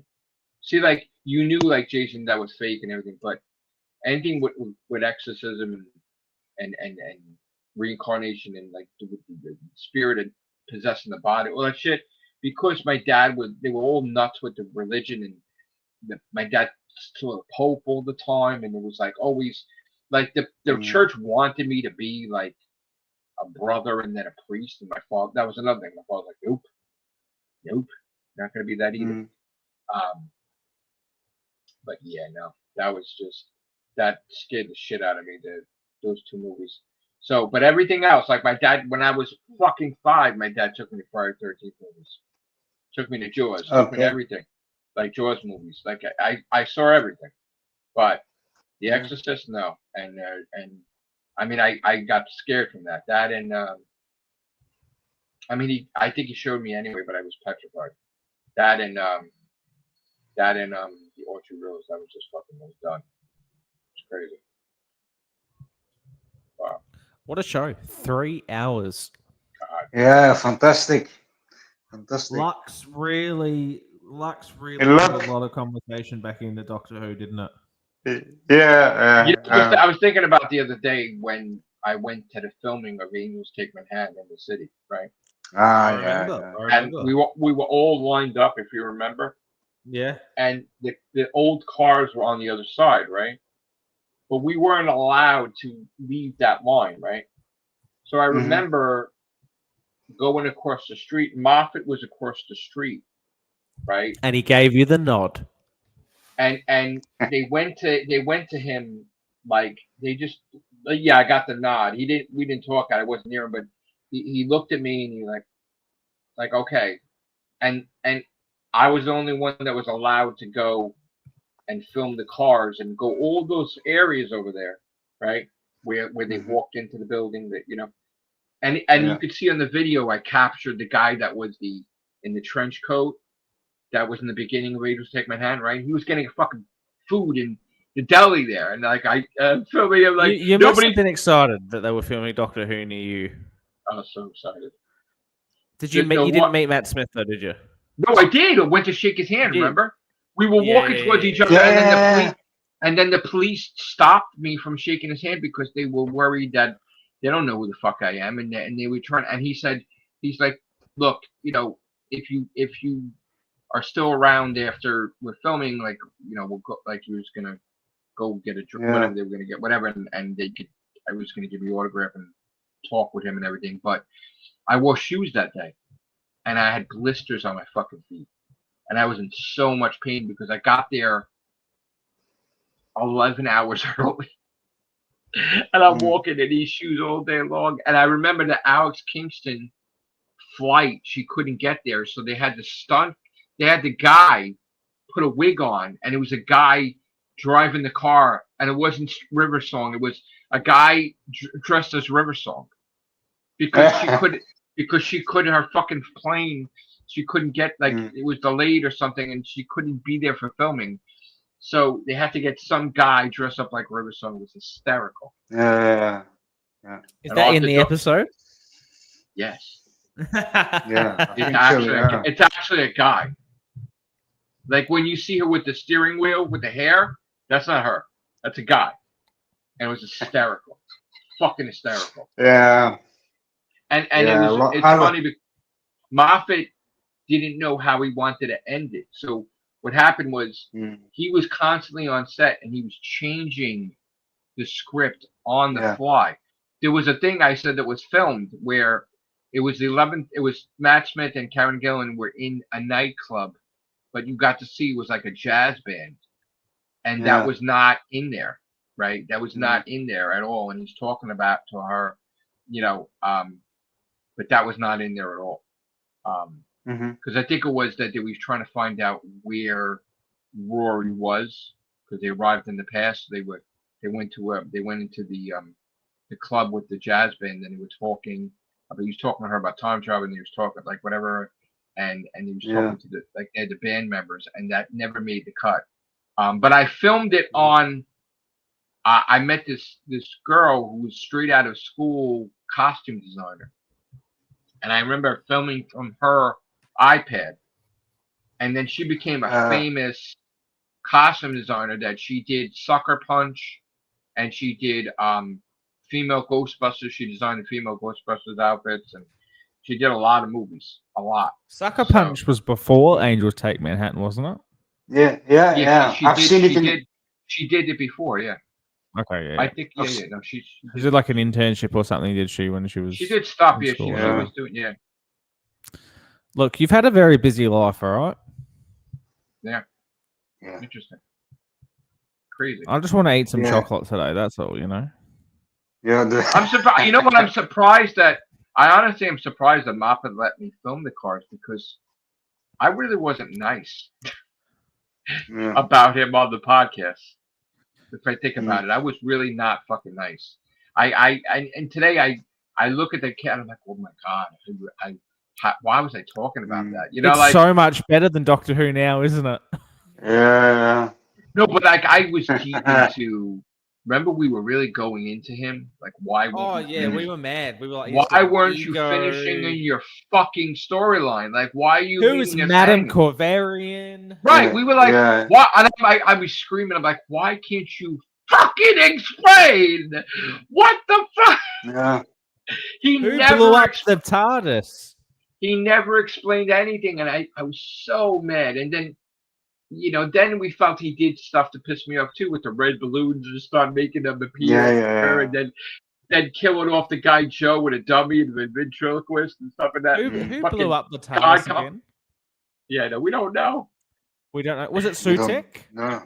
I think it was Omega. I thought that it was. I thought it was Omega that was behind Madame Corvarian and. It was like a big bad. No, it was just the Doctor. No, it was because Moffat had a whole season planned, right?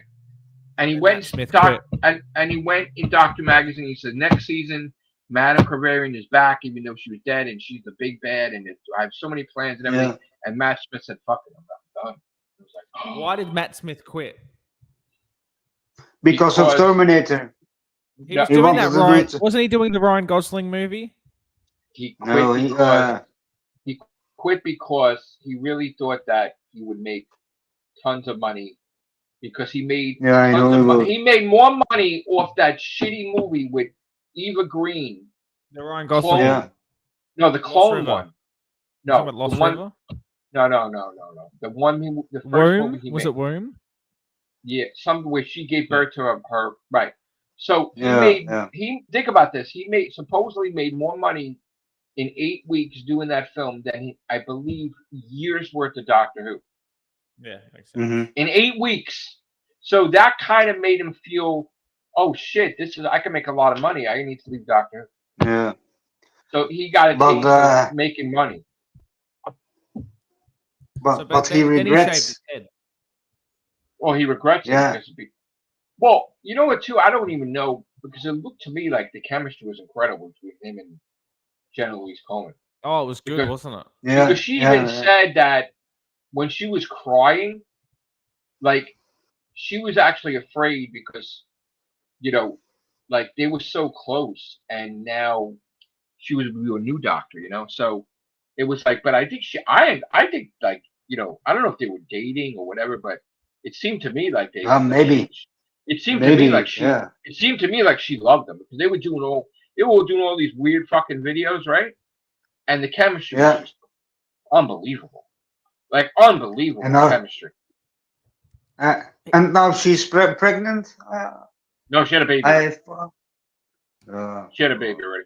Her and Karen Gillan had a baby already. He said though he was, because I remember when we did the podcast, he said he was doing Series 8, and he went to film that Ryan Gosling movie, The Lost River, where he shaved his head, and then he came back to do the Christmas special, and then they're like, bald. "Oh, that's my last season." Yeah, he wore a wig. Yeah. So, did something happen between the 50th and the Christmas special that he quit? Well, he thought he could make a lot of money. But he was signed for Series 8, though, wasn't he? Yeah, no. he was. No. Yes. It was no. He was. It was like a promise thing. Like, yeah, I'm gonna do it. Moffat had written the plans, though, hadn't he? No, but he didn't sign it, but he said he was gonna do it, and because that was his doctor, of course he's gonna believe him. But he was pissed. Did Moffat have the full season written out? I think I was told he had to throw shit in the garbage or he had to recycle shit. Yeah, because he did something for the Time Heist, Matt Smith, in the black and white version of that. Well, I know that episode. What's his name pissed him off. The guy that played Danny Pink. Daniel Anderson. Yeah. Something happened when they went touring, right? Yeah. Like Moffat wanted it to be like Peter Capaldi and Jenna Louise Coleman because they had chemistry too. That they went to Rio de Janeiro and they went here and they went there, right? Yeah. And he wanted the spotlight on those two, right? Because they had incredible chemistry too. And then supposedly he showed up in all these crazy outfits. Yeah. And I think Moffat really got mad because he felt that he shouldn't even be there because he wasn't the star. And that's when all of a sudden when everything went crazy where he's out of it all. All of a sudden he's out of the picture now. Where they were building up that, Danny Pink, and now he's fucking done. And also, she was gonna leave, and then Peter Capaldi got her to stay, and that she had to throw out the scripts again. So he kind of like it was like a whole thing where he kind of made her into a bitchy character, like he made her different, kind of, where it was teased that she was that type of character. He turned her into a completely different character because subconsciously he was kind of mad at her. Absolutely. Yeah, he was subconsciously mad at her. What did you say about the outfits were crazy outfits? No, the guy that played Danny Pink. He kept pushing himself into the pictures with them, and I think Moffat didn't like that because it was like Moffat didn't want, like, it was kind of forcing Moffat to make him a recurring character, and he didn't want to do that. I didn't like Danny Pink. He's a boring character. He was a soldier, but I like Danny Pink a lot. I didn't mind Danny Pink. I thought going back to what you said before, that Time Heist, that was a good episode. I really liked Danny Pink, and it was so much potential. But you know what? I liked him because he didn't like the Doctor at all. I loved them. They were nasty with each other. I fucking loved that because he was just like, "You're a fucking PE teacher," and he was like, he was ripping him to shreds. It's so cool. It was so cool. It was so fucking cool. And that she was in love with him. It was like Moffat twisted it to make it that, she was still in love with the Doctor because he didn't want that whole. But then he forgets that they were supposed to have a kid in the future with like a whole thing. Yeah. But he made it that Clara was still in love with the Doctor even though he was older, and so was he in love with her. Mm-hmm. This is a long episode. Yeah. Yeah. Maybe we should end it now. You know what? I'm actually surprised that I lasted this long without having. Yeah. He's back. I'm back. Yeah. Hopefully. At least we don't have to worry about restrictions with 5 fucking hours. That's for sure. I just want to hear this. I just want to hear this inside scoop now off air. How about the YouTuber that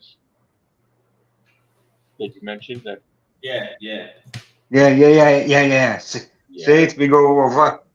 I was kind of mad. I was kind of mad that Noel fucking, because some of us know about it. That Noel was jealous of that. I was like, well, dang. And he kind of fucking, people weren't paying attention, but he was kind of trying to spoil it. All right, we'll talk about it off here. I'll explain it to you. Cool. Okay. All right. Thank you. Oh, so again, guys. Well, let me, before we go, I didn't even rate the episode. What did you rate the episode? 7. 9 out of 10. Here we go. Fucking 0.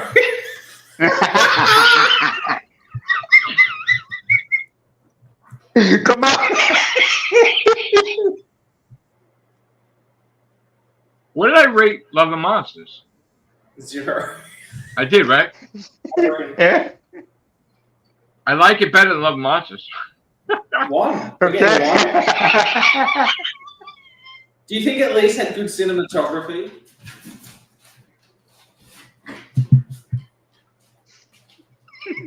I fucking hate this episode so much. Okay? Yeah. Okay. I would rather watch the Tartar Zone on my phone where he's calling me a cocksucker and have diarrhea with an ear infection and my fucking hair on fire than for fucking 3 hours than watch this episode ever again.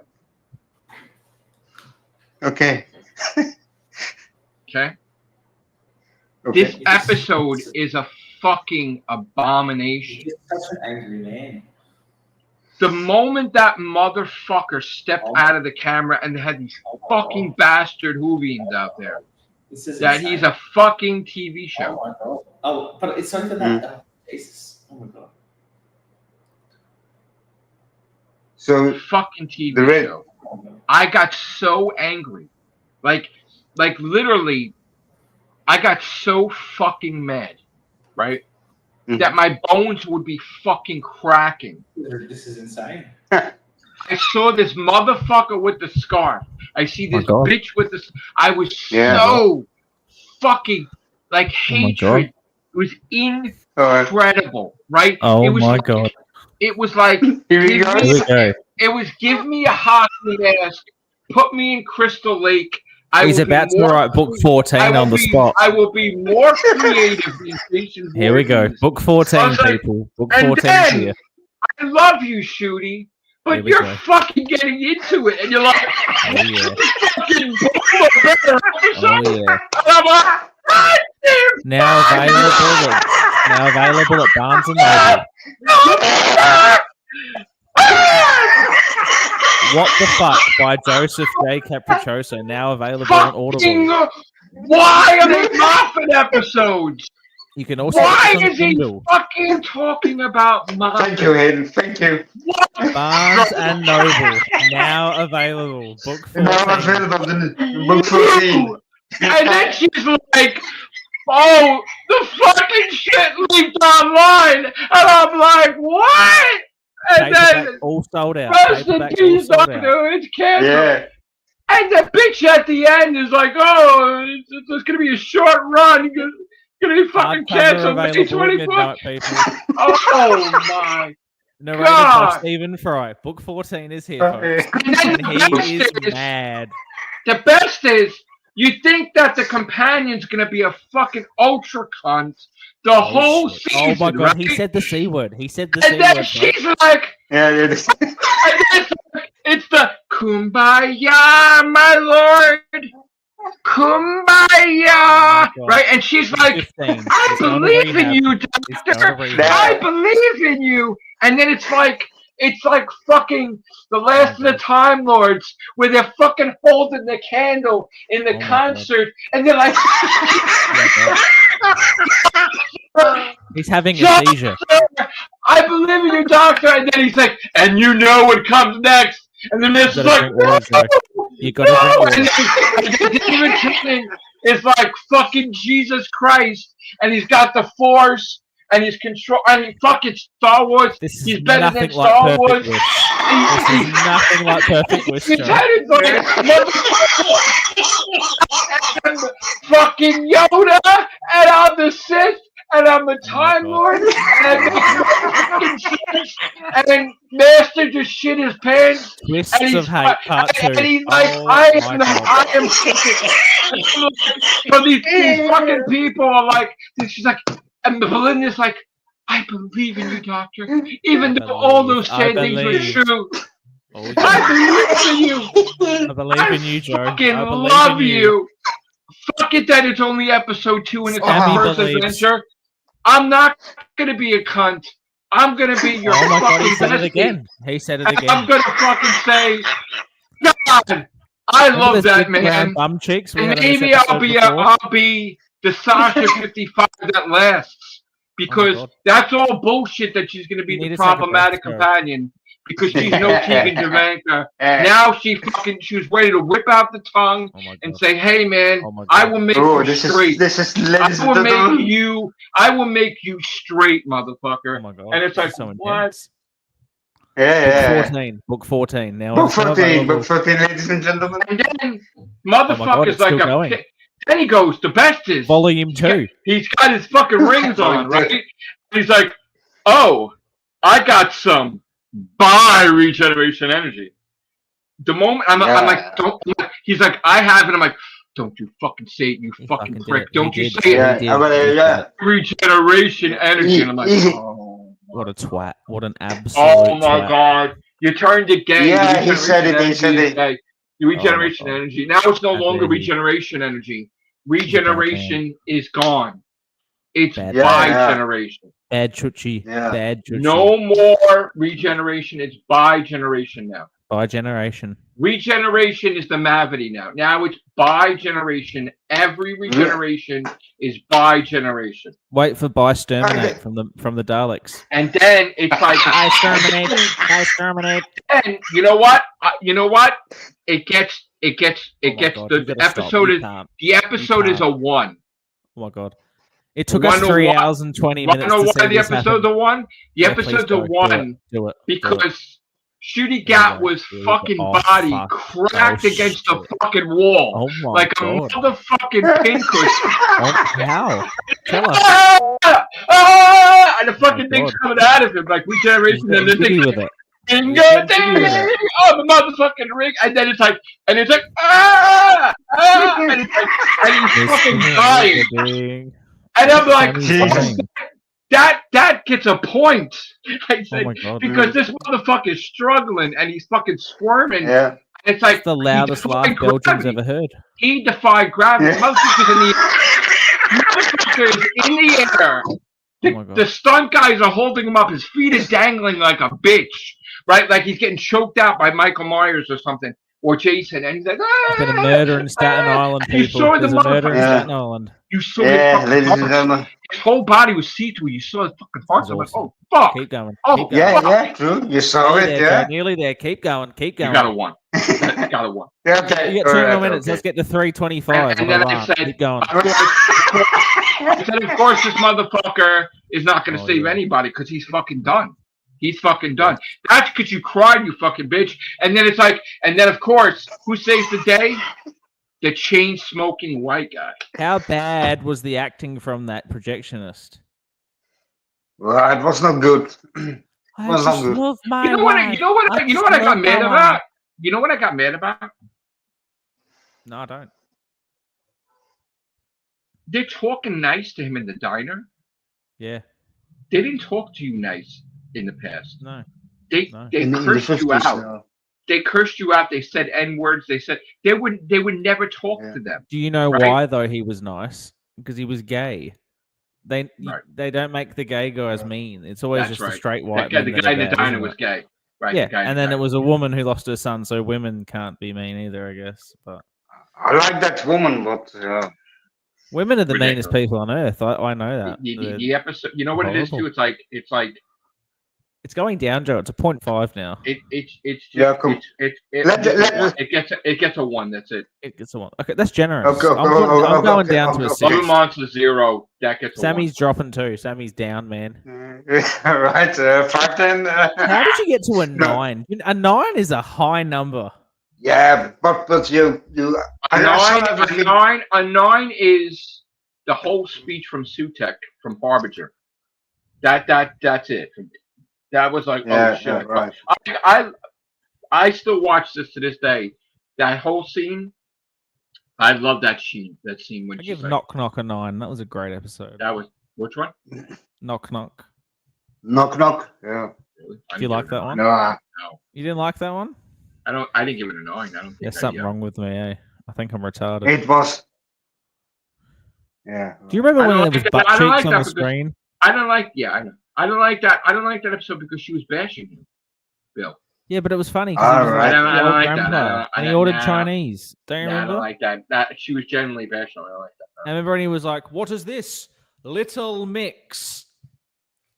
Yeah. That was Hanson. This episode is just so because you know what he got all the power he needed until he got so much power that he's just everything and nothing. It was There's just a bit nothing- of fun, though. It was just a bit Nah, of fun. no, Come no, on, no, come no, on. no, You're too angry. You got to calm down. No, Yeah. Come on, calm There was down, no- and there we was go no- off. There was no. I wanted him to defeat the fucking guy. Just smile, didn't- Joe. He Just didn't smile. defeat the maestro, That's a terrible. and it was character, probably though. Ruby that put the fucking leash on fucking. The Maestro was the worst character on television. Yeah, I I have to disagree. I love the maestro, but We've got a Jesus. but Ruby beat Sutek. She put the fucking thing around his neck, That was funny, wasn't it? Yeah. but he didn't Yeah. beat anybody. No, they just walked No. the dog. They walked the dog No. through the vortex. No, You know what I gotta because- tell you?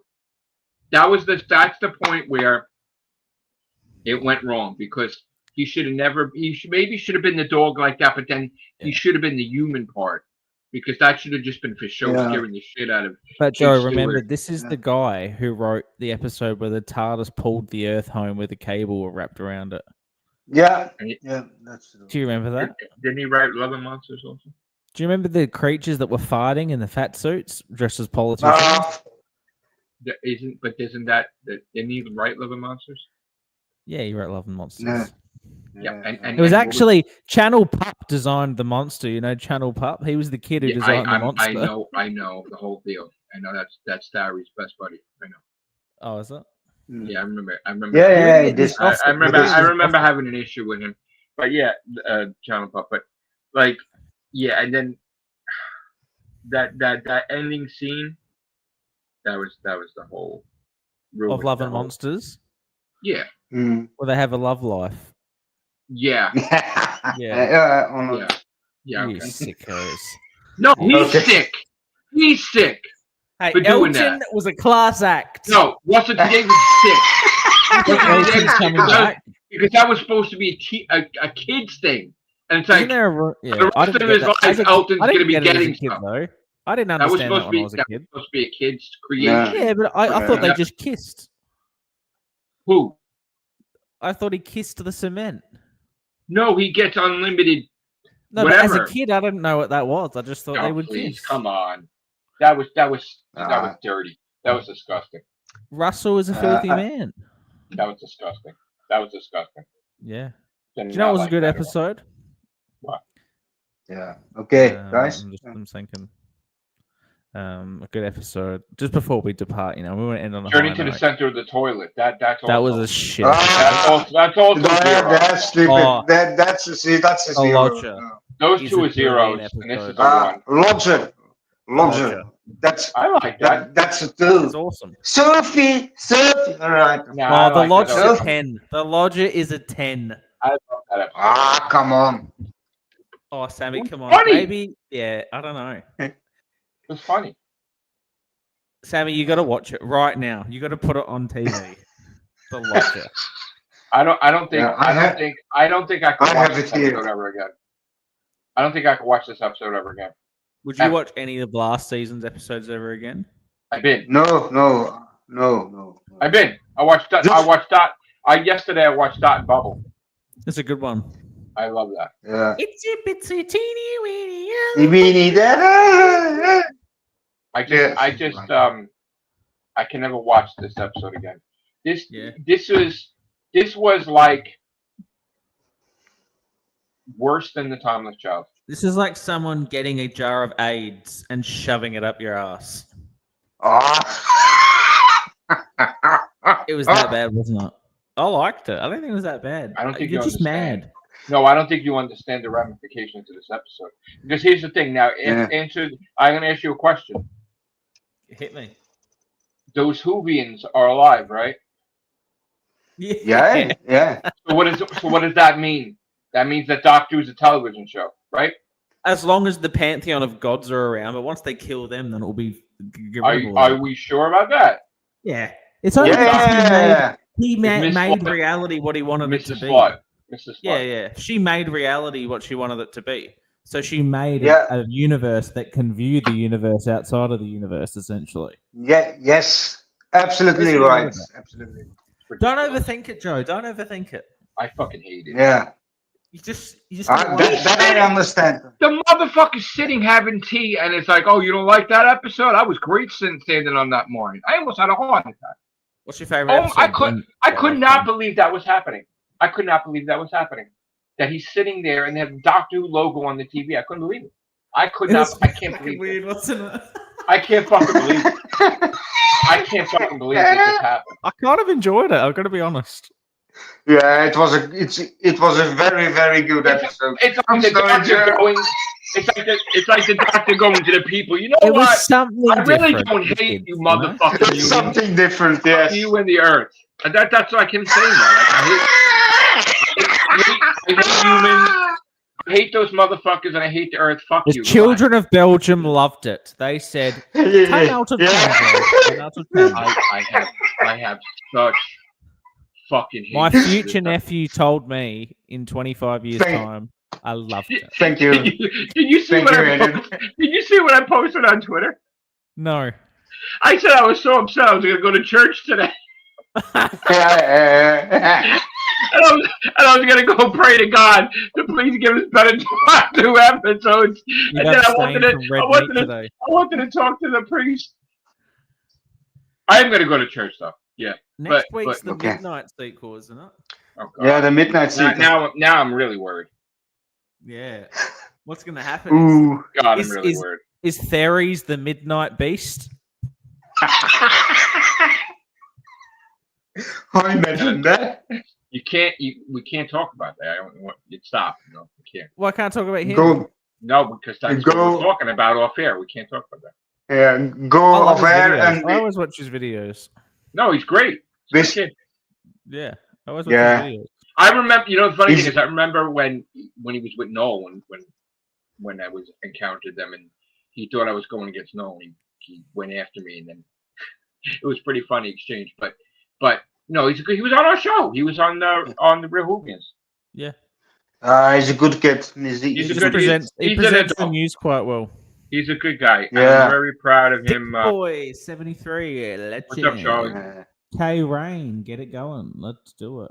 He's a Okay. good. I'm very proud of him for surpassing Yeah, me Noel too. and everybody, and And he very deserves disappointing. every type of dollar amount money that he can get. He's a success, and him and Rabbi did great. Me and You know, Sammy, we missed out. We're just disappointments to you, aren't we? You know what? I think if you know how gun ho I was about my YouTube channel until the Whovians 2 war, Yeah. and then after that I just didn't give a fuck about anything. Yeah. Like just I was almost made that milestone with the subscribers, and then I lost 400 subscribers. People I don't even create- remember what I had for breakfast, honestly. Mm-hmm. Your memory Okay, is too good. Your memory's too good. Thank God. Yeah. Thank God. Yeah. I'm playing that shitty Okay. game fucking the game hole. I'm digging a fucking You're going to hole. get on Fortnite. We're going to get on Fortnite. No, tonight I think Joe wants me to play Resident Evil 7. Nice. Yeah. Ah, that's cool. You're going to get the kids some chocolate for Easter? I used to buy them video games. I made Easter Christmas. I used to buy them video games and wrestling figures and Marvel figures and Godzilla figures and it was all toys. It was like Christmas too, basically. Have you got nieces and nephews? I got nieces. Yeah.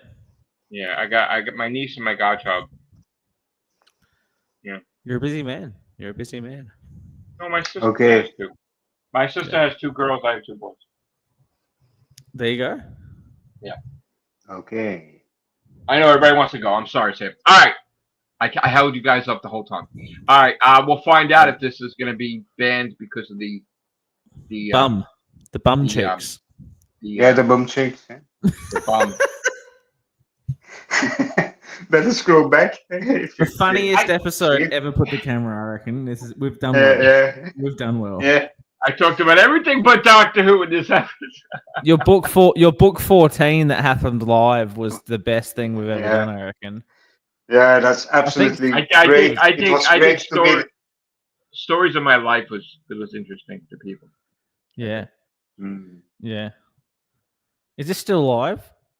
Yeah. Yeah, it's still live. We have to end it. I think we don't because have I don't have a limit like Noel has a limit. Oh yes, 5. Has anyone got elevator music and I can do like an end credits? I wanted to add. I wish I could have added the soundtrack to it, but I can't. Did you see in the episode that they had the music from the 11th Doctor? Yeah, you fucking prick. Why would you fucking put that? Yeah, what a weird time. Son of a bitch, Murray Gold. Sad man. I was pissed. Sad man in the box. That man in the box. And then he mentioned the greatest story. That was another song. The greatest story never told. That was like that. Fuck. Yeah. Okay. All right, we're out of here. Right. Bye. How long was this? 3 hours and 36 minutes. Jesus Christ. Yeah. 3 hours. My God. Yeah. It's I laughed. It's sick. It's 6 in the evening here in Belgium. My health lasted. Oh, we're gonna talk up here. All right, here we go. Yeah. Take care. Bye for now. Bye.